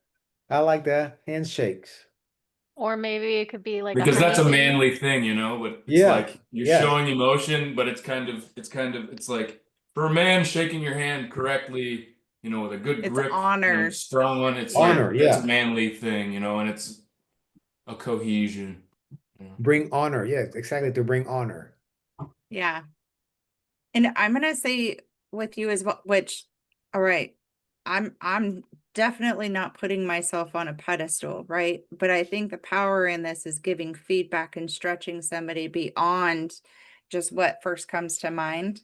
And so I would also, with your brand's personality, the three words, really try to like step up, like what words really describe, like yes, you can say honor and you can say, but like, okay, if you could next level it up, what could you come up with? Yeah. Make it look like a military patch, handshake, military patch, something going on, bars, brass. You're talking about the words. The three words that describe your brand's personality. Yeah. So grab Like, each word and develop each word. yeah, like if you think about Nike, just do it, like those three words describe Okay. Nike. Hmm. Like everybody wants a business with integrity and honesty and love, and you know what I mean? Like everybody Yeah. wants Yeah. Yeah. Yeah. Yeah. that. So that's a good start, but then if we could level it up the next level, like okay, like what is one word that would describe my business? Now what's another word that would describe it? And another word that would, just to kind of give you, I don't know, I guess like a clearer picture. And Yeah, and that brainstorming will is help, like that. Yeah. Yeah. and that will help that my avatar, Yeah. Yeah. because it will actually those words, and if like you said, like develop them, Yeah. they'll bring the people that I will be able to help the best, Yeah. Yep. and I will And have the results that I want. and it could be almost like, like strength, wisdom, and results, because strength, men usually embody strength, right? The Yeah. masculinity, part of being masculine, the head of a household, is the strength in, that you bring within that household. And wisdom, you know, being a head of the household, they have to have wisdom to lead the family and be that head leadership position. And the results is probably what a lot of the men that are going to be coming to you are seeking. They're seeking, results to transform from where they are now into something that's more productive, or, you know, they're seeking the results and they're Yeah. asking for your help to get there. Yeah. And I would say the same thing for you, Jay. Like take the words that you got and then like try to uh just go further with it to really try to paint your picture, if that makes sense. Which Jacqueline and I have to do this too. So I am definitely not. I didn't see it until I started hearing it, if that makes sense. Yeah. Jimbo, I think you did a great job. Yeah. You did great. Go ahead, Jay. Sorry. Thank Oh, you, no, I'm Jorge. done. I'm done. Oh, That was me, I think. oh, sorry. Jorge, I didn't hear your business. I think my computer froze up. But maybe one word that might be similar to results is mission. Like, what is your mission? Like, where do you go from here? So maybe strength. I forgot the other word, but strength something mission. Like, how do you walk it out? How do you carry it out? Maybe. I don't know. Mm, that's good. Yeah. Yeah. I really And I struggled with this think, one. yeah, Yeah. I think Jorge, though, you should do something maybe that kind of plays on your wife's practice a little bit, because what was the name of the name that you came up together? It was Orange Blossom or something. Um, No, oh, you're you're on on mute. mute. You're muted. I brought it up to her, and she said that we cannot be in business together. So I would have Oh, to have my own business. She knows all the ethics and all the stuff about practices. And so anytime I Yeah. mention something, it's like, this is how okay. you need to do it. This is how you Okay. have to do it. So yeah, I brought it up. She's like, as a licensed therapist cannot have A her business coach. cannot have a life coach. I would have to Yeah. have own life coach. And then, yeah. And that's Huh. fine. But Yeah. she could Yeah. still refer people to you Yeah, that are yeah, yeah, outside. yeah, yeah. Yeah, yeah. Yeah, that's Yeah. fine. But yeah. So but I do her market target is mainly couples. And that's where a lot of times I mean like she's been telling me this probably for the past 3 years. Like she will probably needs men that she can refer husbands, like Yeah. Yeah. that have somebody that she trusts, they have conquered different things in their life, that overcame things. So Yeah. Yeah. Yeah. I think there's going to be a lot. Yeah. Well, it just dawned on me, in the Bible it talks about men love your wives, but women respect your husbands. So I think men want to hear respect. Oh, yeah. Yeah. That's a good one. And women are like, I would respect you if you loved me. yeah. Oh, totally. Yeah, treat someone nicely Or and honored me. respect. And then the Yeah, men will say, but well, I'd love you if you respected me. Yeah. respect is a big Like one. your wife, Jorge, like, when you let her be a princess for a minute and just lay in bed and do her thing, like we're in seventh heaven. We're like, oh, this Yeah. is life. I I do feel ask that her. way. The other day I said, because she was asking me to do something, it's like, I think I spoil you too much. She's like, yep, you have. Uh-huh. So My husband spoils me too. And even when we go on vacation, he's like, all right, love, I packed blah, blah, blah, blah, blah, blah, blah, because I know you will need it because I'm a little ADHD. So I just throw things in a suitcase and roll. And he's like, no, no, no, no. Let's get all of her little things that she likes every night. But it's the little That's things like nice. that that make us feel, you know, good, Yeah. like princesses. You could add motto to that last chunk for the next time too. Motto, like You know, ethos. or I mean, yeah, companies have mottos. Yeah. Oh, I see. What's your motto? Nothing. What's a motto with you? Just kidding. Mine's Cassis tutissima virtus. What is that? It's virtue is the safest helmet. Oh, that's Oh, awesome. It's a good Wow. one if if it's guns, it's like, yeah, well, virtue is the safest helmet, not your gun. But I'll have like my serial numbers will have Bible verses, oh, everything. cool. That is awesome. Sarah, would you like to share yours? Yes, I would because I think I need some help. Yeah. Um, I couldn't come up with anything until you just said like the just do it. I thought, oh, maybe it could be like a tagline kind of a thing. Mm-hmm. So I came up with healing, health, and wholeness. That is good. Yeah. Yeah. Yeah. It's interesting because I watch people like interact with me and people have a lot of opinions about me and like what I'm like and all that kind of stuff. And it's always interesting to watch people's opinions of me. And so when I think about, well, what's your personality? It is so dependent on how other people kind of see you and what they Yeah. think of you. So it's like, I don't know, what is it? Yeah. But yeah. That's great. Another H word that comes to mind is harmony Yeah. with life Uh-huh. coaching. A lot of people want Yeah, harmony. Hmm. that's great. Yeah. And the word I didn't want, the only thing I came up with was pushy. I don't know. Yeah. Nobody wants pushy help. You might Isn't have to that push isn't me that what you go to sometimes. therapy for? So they push you into making change? Yeah. No boot Yeah. Love camp, huh? shots. That's great. Forced family Pushy. fun. That's what I call it with. Yeah. When I'm pushy. That's great. And then for my images and things, I think my business name, I want to be like mind and spirit, something like that. And then I wanted like a brain and an open palm hand was kind of my idea. And then I tend to like cobalt blue would probably be would be blue and white kind of thing or something like that. I also Yeah. have mind and spirit in Korean on my triceps. Wow. As far as Neat. That you, is as awesome. Interestingly. far as you Yeah. know. Wow.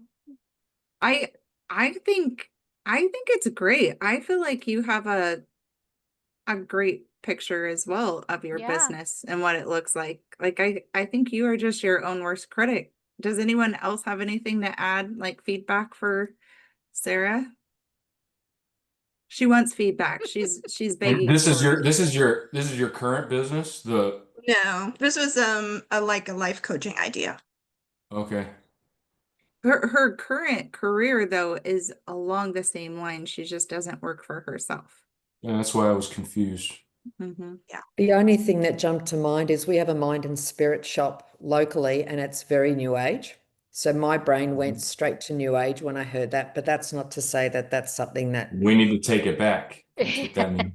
Reclaim it. yeah. So Yeah, Seriously. it started anyway, with it's just us. something that I went, oh, we have a shop called Mind and Spirit and it sells They crystals can't and have that. I won't let them have yeah. it. Yeah, well, that's They true. You don't could have a know us. rainbow just to really go there. We'll take that On your back too. logo. We're taking it back. We just make it mind and Holy Spirit, and then bam. Oh, there you go. Yeah. Mm-hmm. Mm. Yeah, because honestly, the life coaching course that we're putting together, that was God's main thing, was I want you to really push them to partner with the Holy Spirit. Mm. That and not that I'm, but that is something that he is doing right now. Yep. You know, I'm just sensing something right now. So something with mind, body, spirit, but being Mhm. one. So I don't know if there's something more with that. Um, Yep.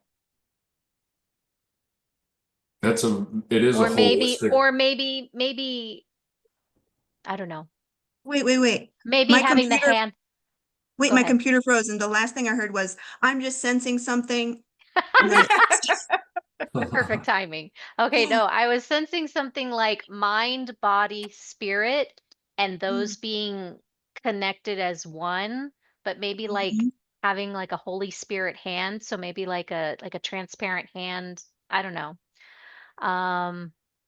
Because maybe you could have the brain like because that's where it starts in the mind, right? Is developing the mind and healing the mind. But I don't know. Maybe like a glowing, translucent Put spirit at brain, the top, though. and Spirit should be at the then top. being held in the hand, and maybe it's Jesus' hands. I don't know, but um, Or yeah. a cross. You could even Or put like a cross on there. Or a But you white don't want dove. to be too busy with your logo. Both. Either. I know. Well, this could Mhm. be branding imagery too used for doesn't True. necessarily this doesn't have to be a logo. This could just be Okay. like for marketing purposes, you know. Gotcha. So what Okay. it sounds like is your okay, now I'm confused. What was yours originally? Mind and spirit. Mind and spirit for the name? Hmm. Okay. So it sounds like the feedback. So you got to think it's not it's not your perception of what you're Right. putting out there, it's other people's perception. So it sounds like there could potentially be some confusion around that. So you can use that and work with it. Like, all right, like how can I make this to where the message is a little more clear? You know what I Mhm. mean? Like this is your starting point, but it doesn't mean that that's where you need to end. I mean, Yeah. you're using like the kind of metaphysical, right? You're trying to stay in that realm, using those two and leaving body out of it, right? Yeah, I'm trying Well, to go with the idea of kind of like healing Yeah, your mind and such yeah. and using God in that process. do you want to explain to them why the mind is so important to you? I don't know if everyone knows what you do. I think I they do. do. Oh, you Yeah. do? Okay. No. Yeah. Oh, so Please my explain. yeah, okay. So my job is a neuropsychologist. So people who have injured their brain, helping them kind of recover, get back into their life, those kind of things. So the idea of helping people with their thinking, their emotions, their all that kind of stuff after they've had an injury or insult to the brain. So Interesting. one So thing with mind and oh, sorry. so the idea of the life coaching was to kind of take what I know about the brain, emotions, those kind of things as a therapy to help people positive coping skills, yada yada. But the non-physical part of the brain, like the intangible parts, right? I guess. Or it's also helping them heal their brain physically. You might argue that, right, as you challenge your thinking, right, you're creating new neuronal connections, things like that, right? Positive thoughts, affirmations. So Well, many then people body would say fits that too. you're changing structure. I think the body does fit into there. I Yeah. just honestly, I just felt like the Lord put his hand on my head. It just went tingly all the way back from here to the side of my face. They're Like I, intertwined, no matter how you look at it. They're all yeah, connected. Yeah. Jacqueline had a brain injury for those of you that don't know that. So that's the reason why, I have a like when big she's, brain yeah, injury. Yeah. Oh, Yeah. I was hit on in you the wouldn't know head it. with a softball when I was 18 months old I and think you did it paralyzed. intentionally because she'd be way too smart and we wouldn't be friends. Like she'd be like, you're gonna have to catch up That's here. why she's really good at spreadsheets. Yeah. Maybe. You would I do don't a mutant, spreadsheet mutant.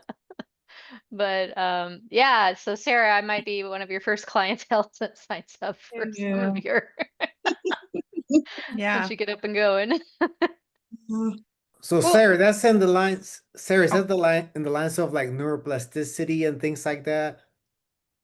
I mean, you might think about it in terms of neuroplasticity, right? Yep. Yeah. Hmm. Yeah, That's interesting. it is. Yeah. I feel like we should just keep going with this because next week I think we could finish the other section next week and go into what we were going to teach on, which next it was pricing and value. But I feel like that's going to be a whole discussion all on its own, and we don't have another hour to do that.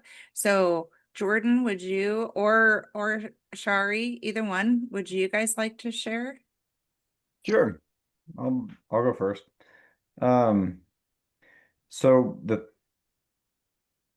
I'll kind of back up. The target audience is guys that actually want to be better, you know, like um uh be a better husband and be a better father, like in a godly way.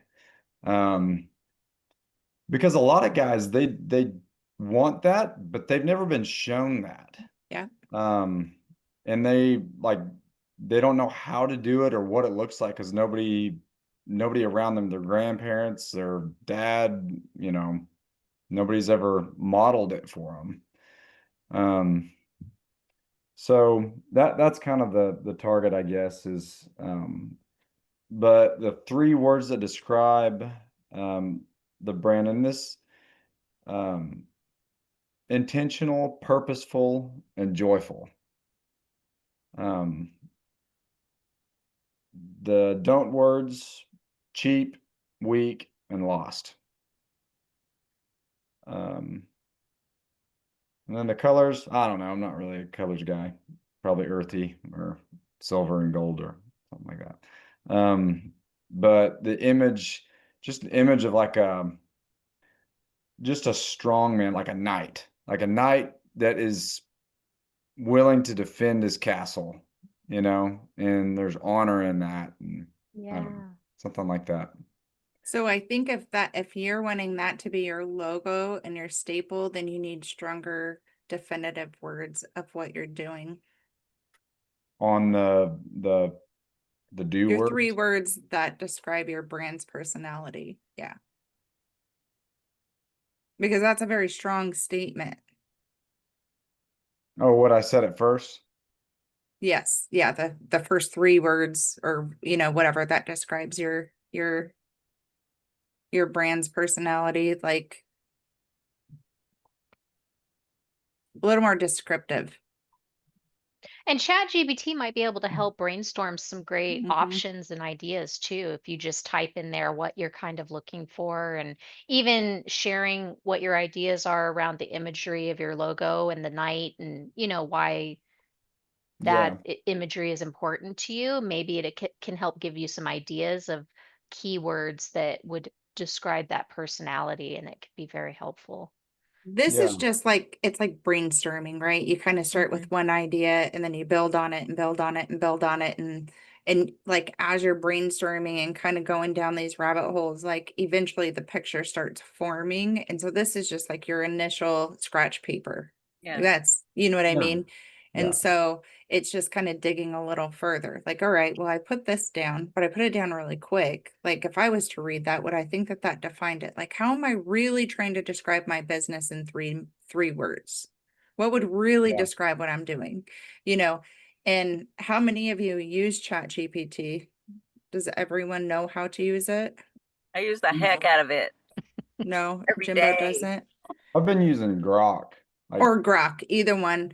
Yeah. So we do have a thing that we're gonna send out with ChatGPT prompts to kind of help you like figure out your clientele or your ideal client, and different ways how to use it for marketing, how to use it for a lot of different things, because many of us are doing this solo, right? Like Jacqueline and I are partners, but it's a lot. It's a lot when you are first starting, because you have to wear many different hats and you'll be doing things that are not your strength.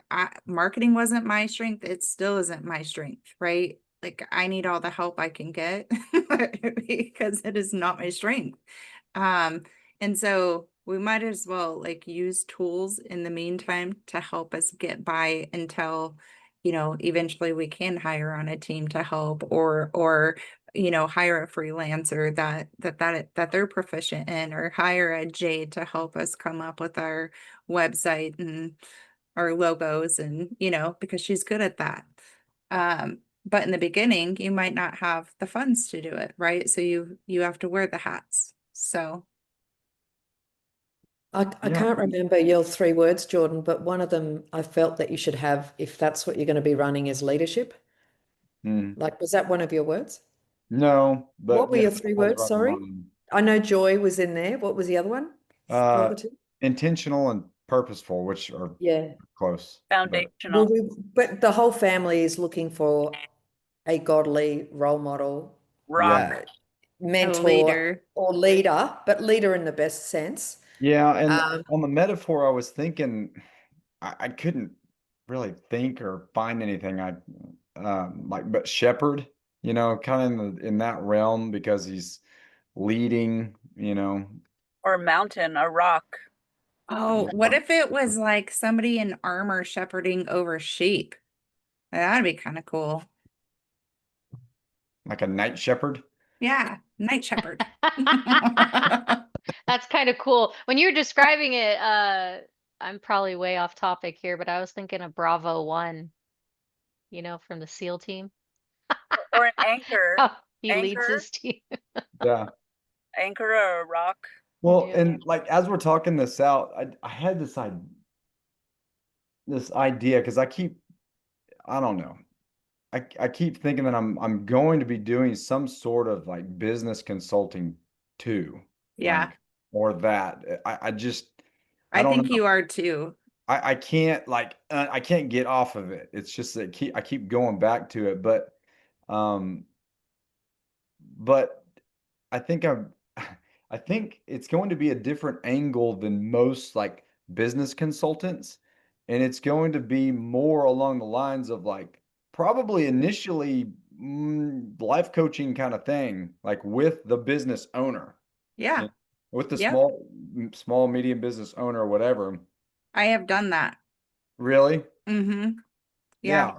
And because if you don't, if y everything else is just like giving prescription pills and putting bandages on things and not dealing with the root, yeah, because yeah, the whole business, whether a business owner likes it or not, comes down to them. Like yeah, absolutely. they Mm-hmm. should be running it as like if something goes wrong, it's their fault. Yep, Like because it is. yep. One way. But most they're like, oh, blah, this happened or blah, they don't take ownership. But Jocko Willink, that extreme ownership book, really, man, that's a good one. Yeah, I have done that. I have I don't even know if you'd consider him still a client or not, but he owns a chiropractor clinic here locally, and I am still the person that he calls constantly when things don't go right. And it's like he just has to talk through his mindset at the moment, right? And Yeah. for stuff like that, I don't necessarily charge him, but he's also giving me a discount on my nephew's chiropractor visits, so whatever. Yeah.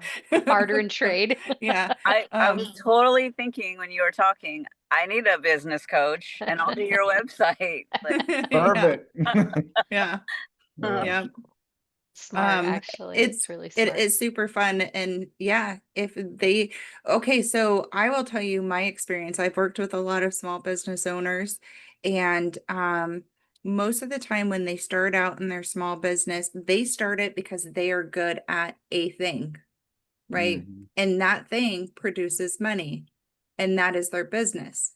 And then they start to grow. And as they grow, then that owner has to do that thing plus management and run a business. They typically suck at running a business. They know nothing about it, even though they're the owner, and they suck at managing because what they are really good at is the thing that is producing money. And Mm. so that's where things start to fall apart. And that's a lot of the times the gap that they are needing is to bridge that. Yeah. But they also don't want to let go of control because this is their baby. They grew it from infancy on up, like from seedling on up. So they don't want to let go of control and allow someone to just come in and manage their company for them. And that is where the coach comes in. Like, Mm. okay, so now I have to teach you how to be a manager and teach you about business skills because Yeah. majority of the time they're clueless. Which and I they're losing actually, it. They're like, I'm just going to close shop because I just can't handle this anymore. And that you will hear over and over and over again. yeah. And that's where like I keep kind of self-talking myself down, like, you've never even owned a business, blah, blah, blah, da, da, da, da, da. But I've been in management, like Yeah. the entire career has been in, I Yep. have a degree in construction management, Yep. like that's what I've been doing. Yeah. And so I know how to do it. Yeah. You No, don't even have to tell them how long that you've been in business. And like, it really does take the experience.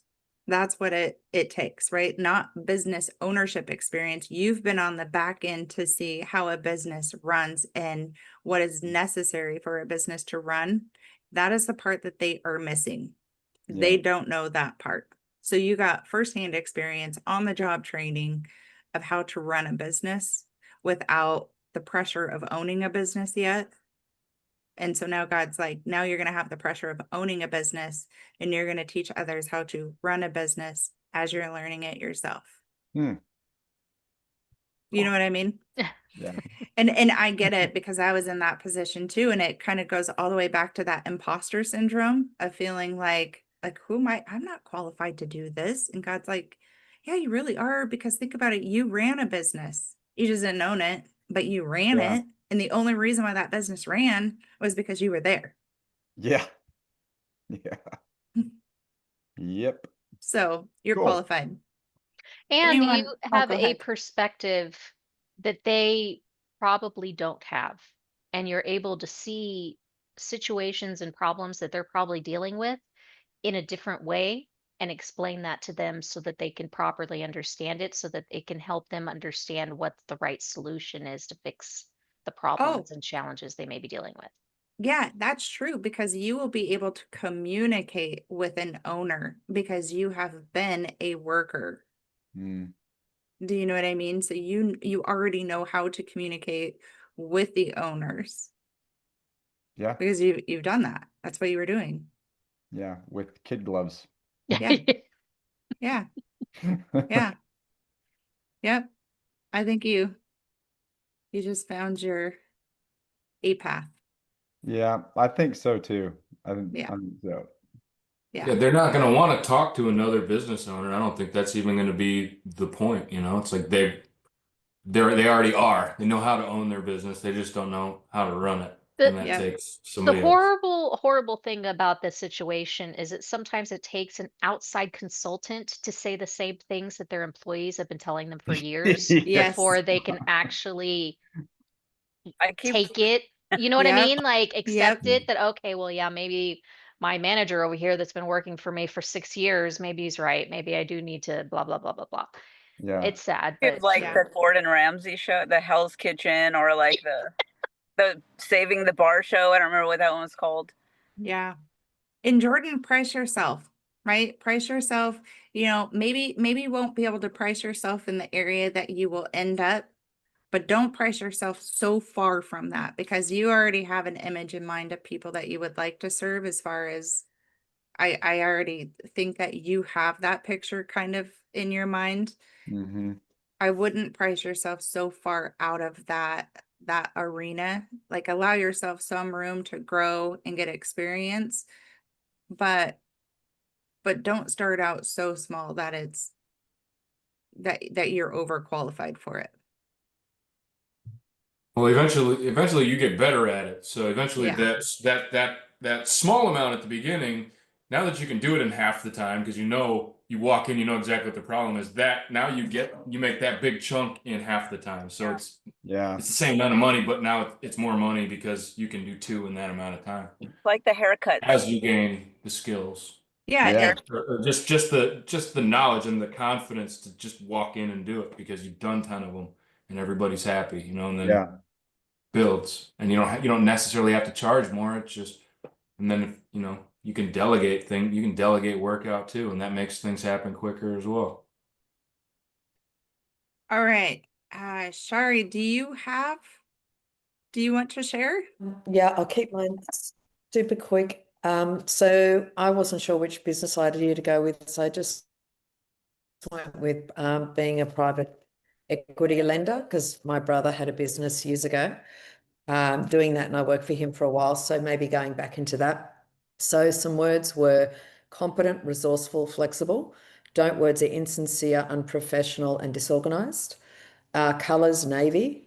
And I saw a metaphor for bridge because it's like they want to put an apartment block in, they want to be financed on an invention, whatever the case may be. We were only looking at construction before, but how we did it before, how my brother ran his business before us, he was like a mezzanine lender, like a second mortgagee.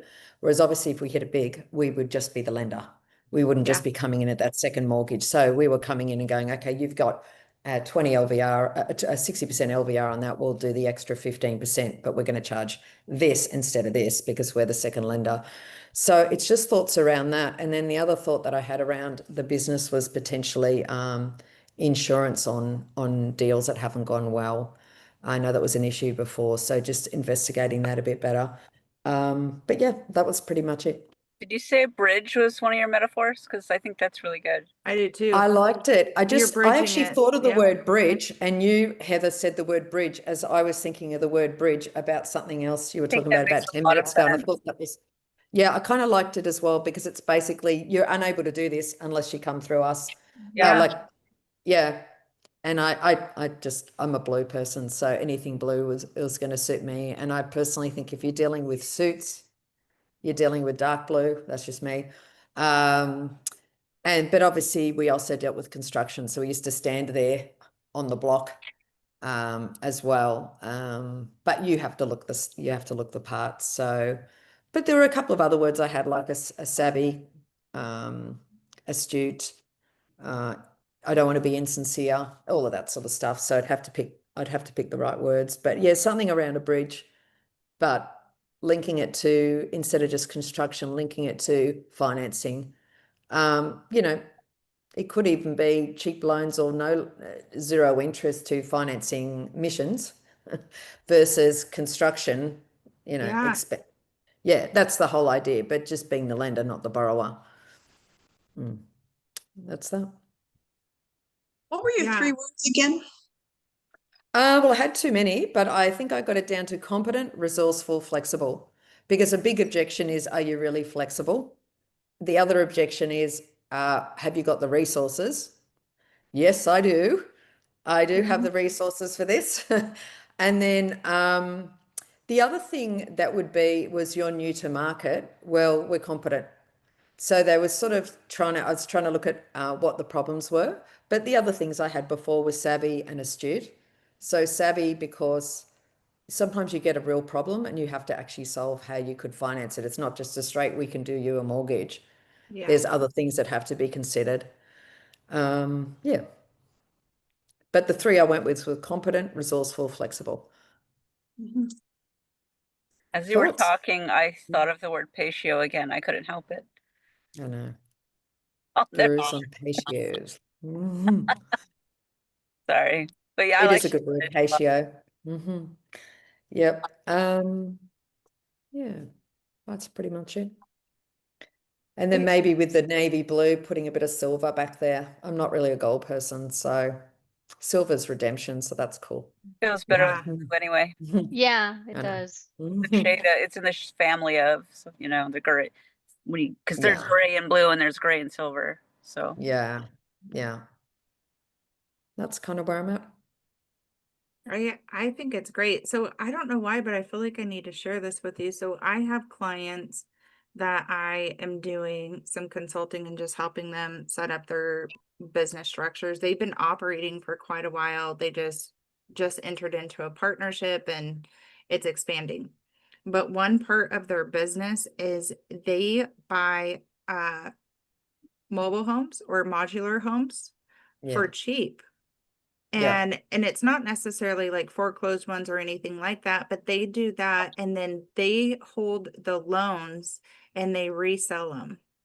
So that way people, because a lot of the times modular homes, like at a certain age, like banks won't let you take out loans or have, so that's what they do is, and that's why it's also kind of hard for them to sell them. So it's kind of a catch 22. Some people have difficulty selling them because most of the time you need cash.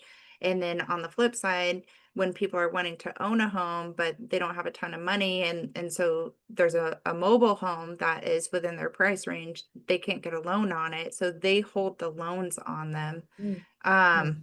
But that's, I don't know why I felt like I needed to share that with you, but, or whoever wants to pick that nugget up. I thought it was an amazing idea when they were telling me about how they do it, but, yeah, Yeah, I mean, I'd want the loans to be for agriculture as well, not just construction. yeah, But yeah. interesting. So you have so you are going to limit your loans to certain sectors or I whatever? think we'd start with what we're good at, what we've done before, which would be construction. I'd like to link back up with my brother. He's very entrepreneurial. But yeah, because I was from an IT background, I created the database, we tracked the clients, I did a lot of that sort of stuff. It was good little business. We were earning 30% per annum on a loan. Yeah, So if they When you've default got a though lot of on the money in there, loan, it was big bucks. yeah, That was Well- average. Some of them were higher, some were 25. That was the lowest one.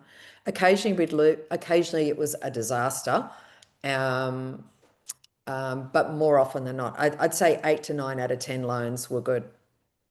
But yeah. occasionally you'd lose the whole thing, So as a second mortgagee.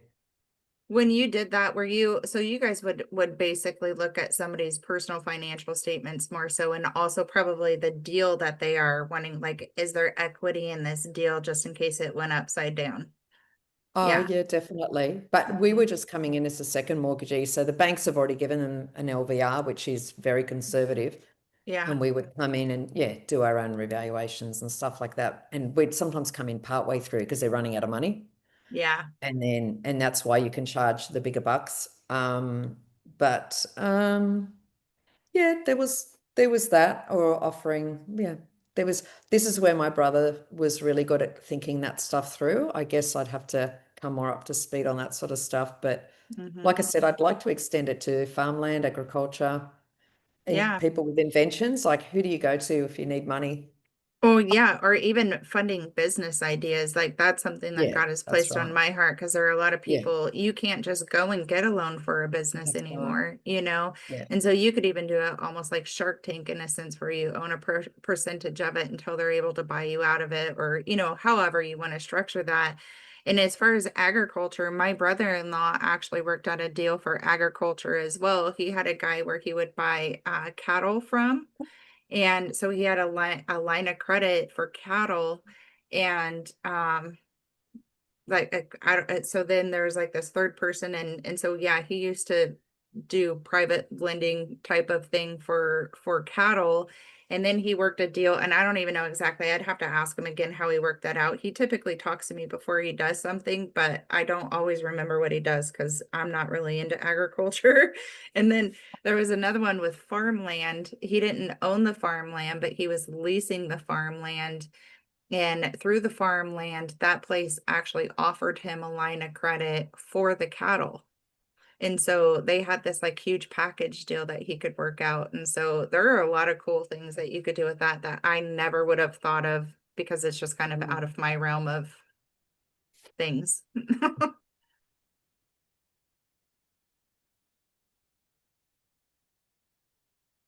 All right.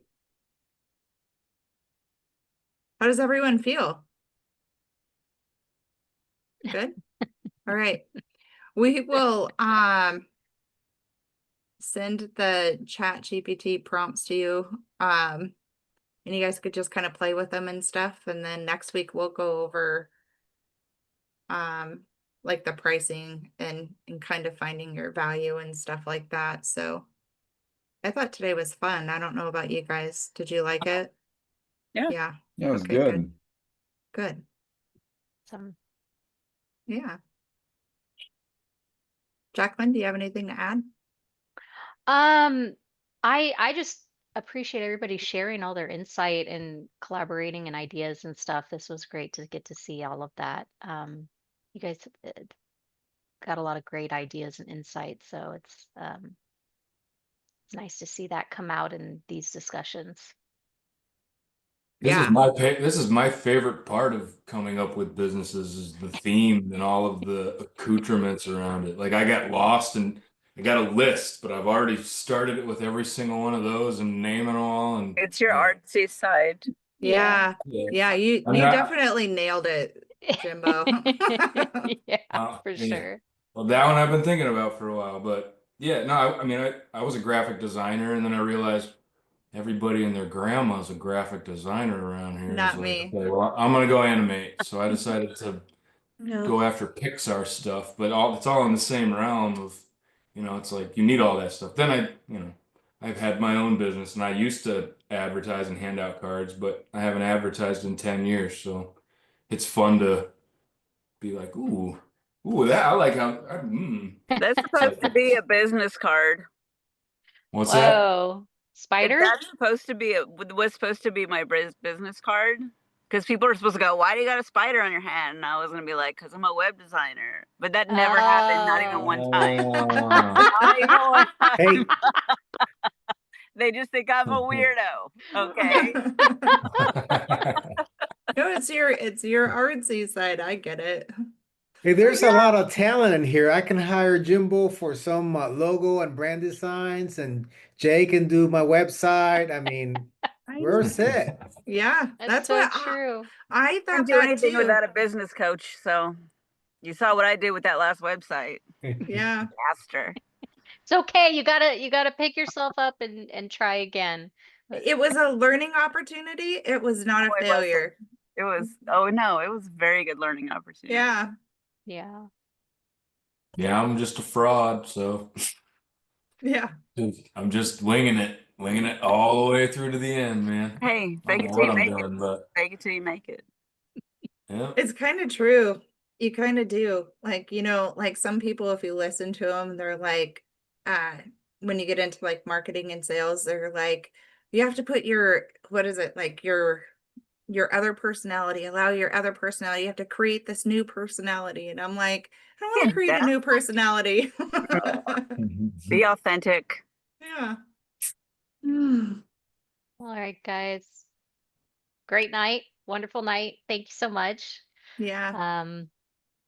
Have a good night. We'll see you guys next week. Enjoy your weekend. And You. yeah, stay real in the chats. If you guys have questions, feel free to post them there. And yeah. Yeah. Awesome. Good All night. right. Yeah. Bye, guys. Doodles. Bye.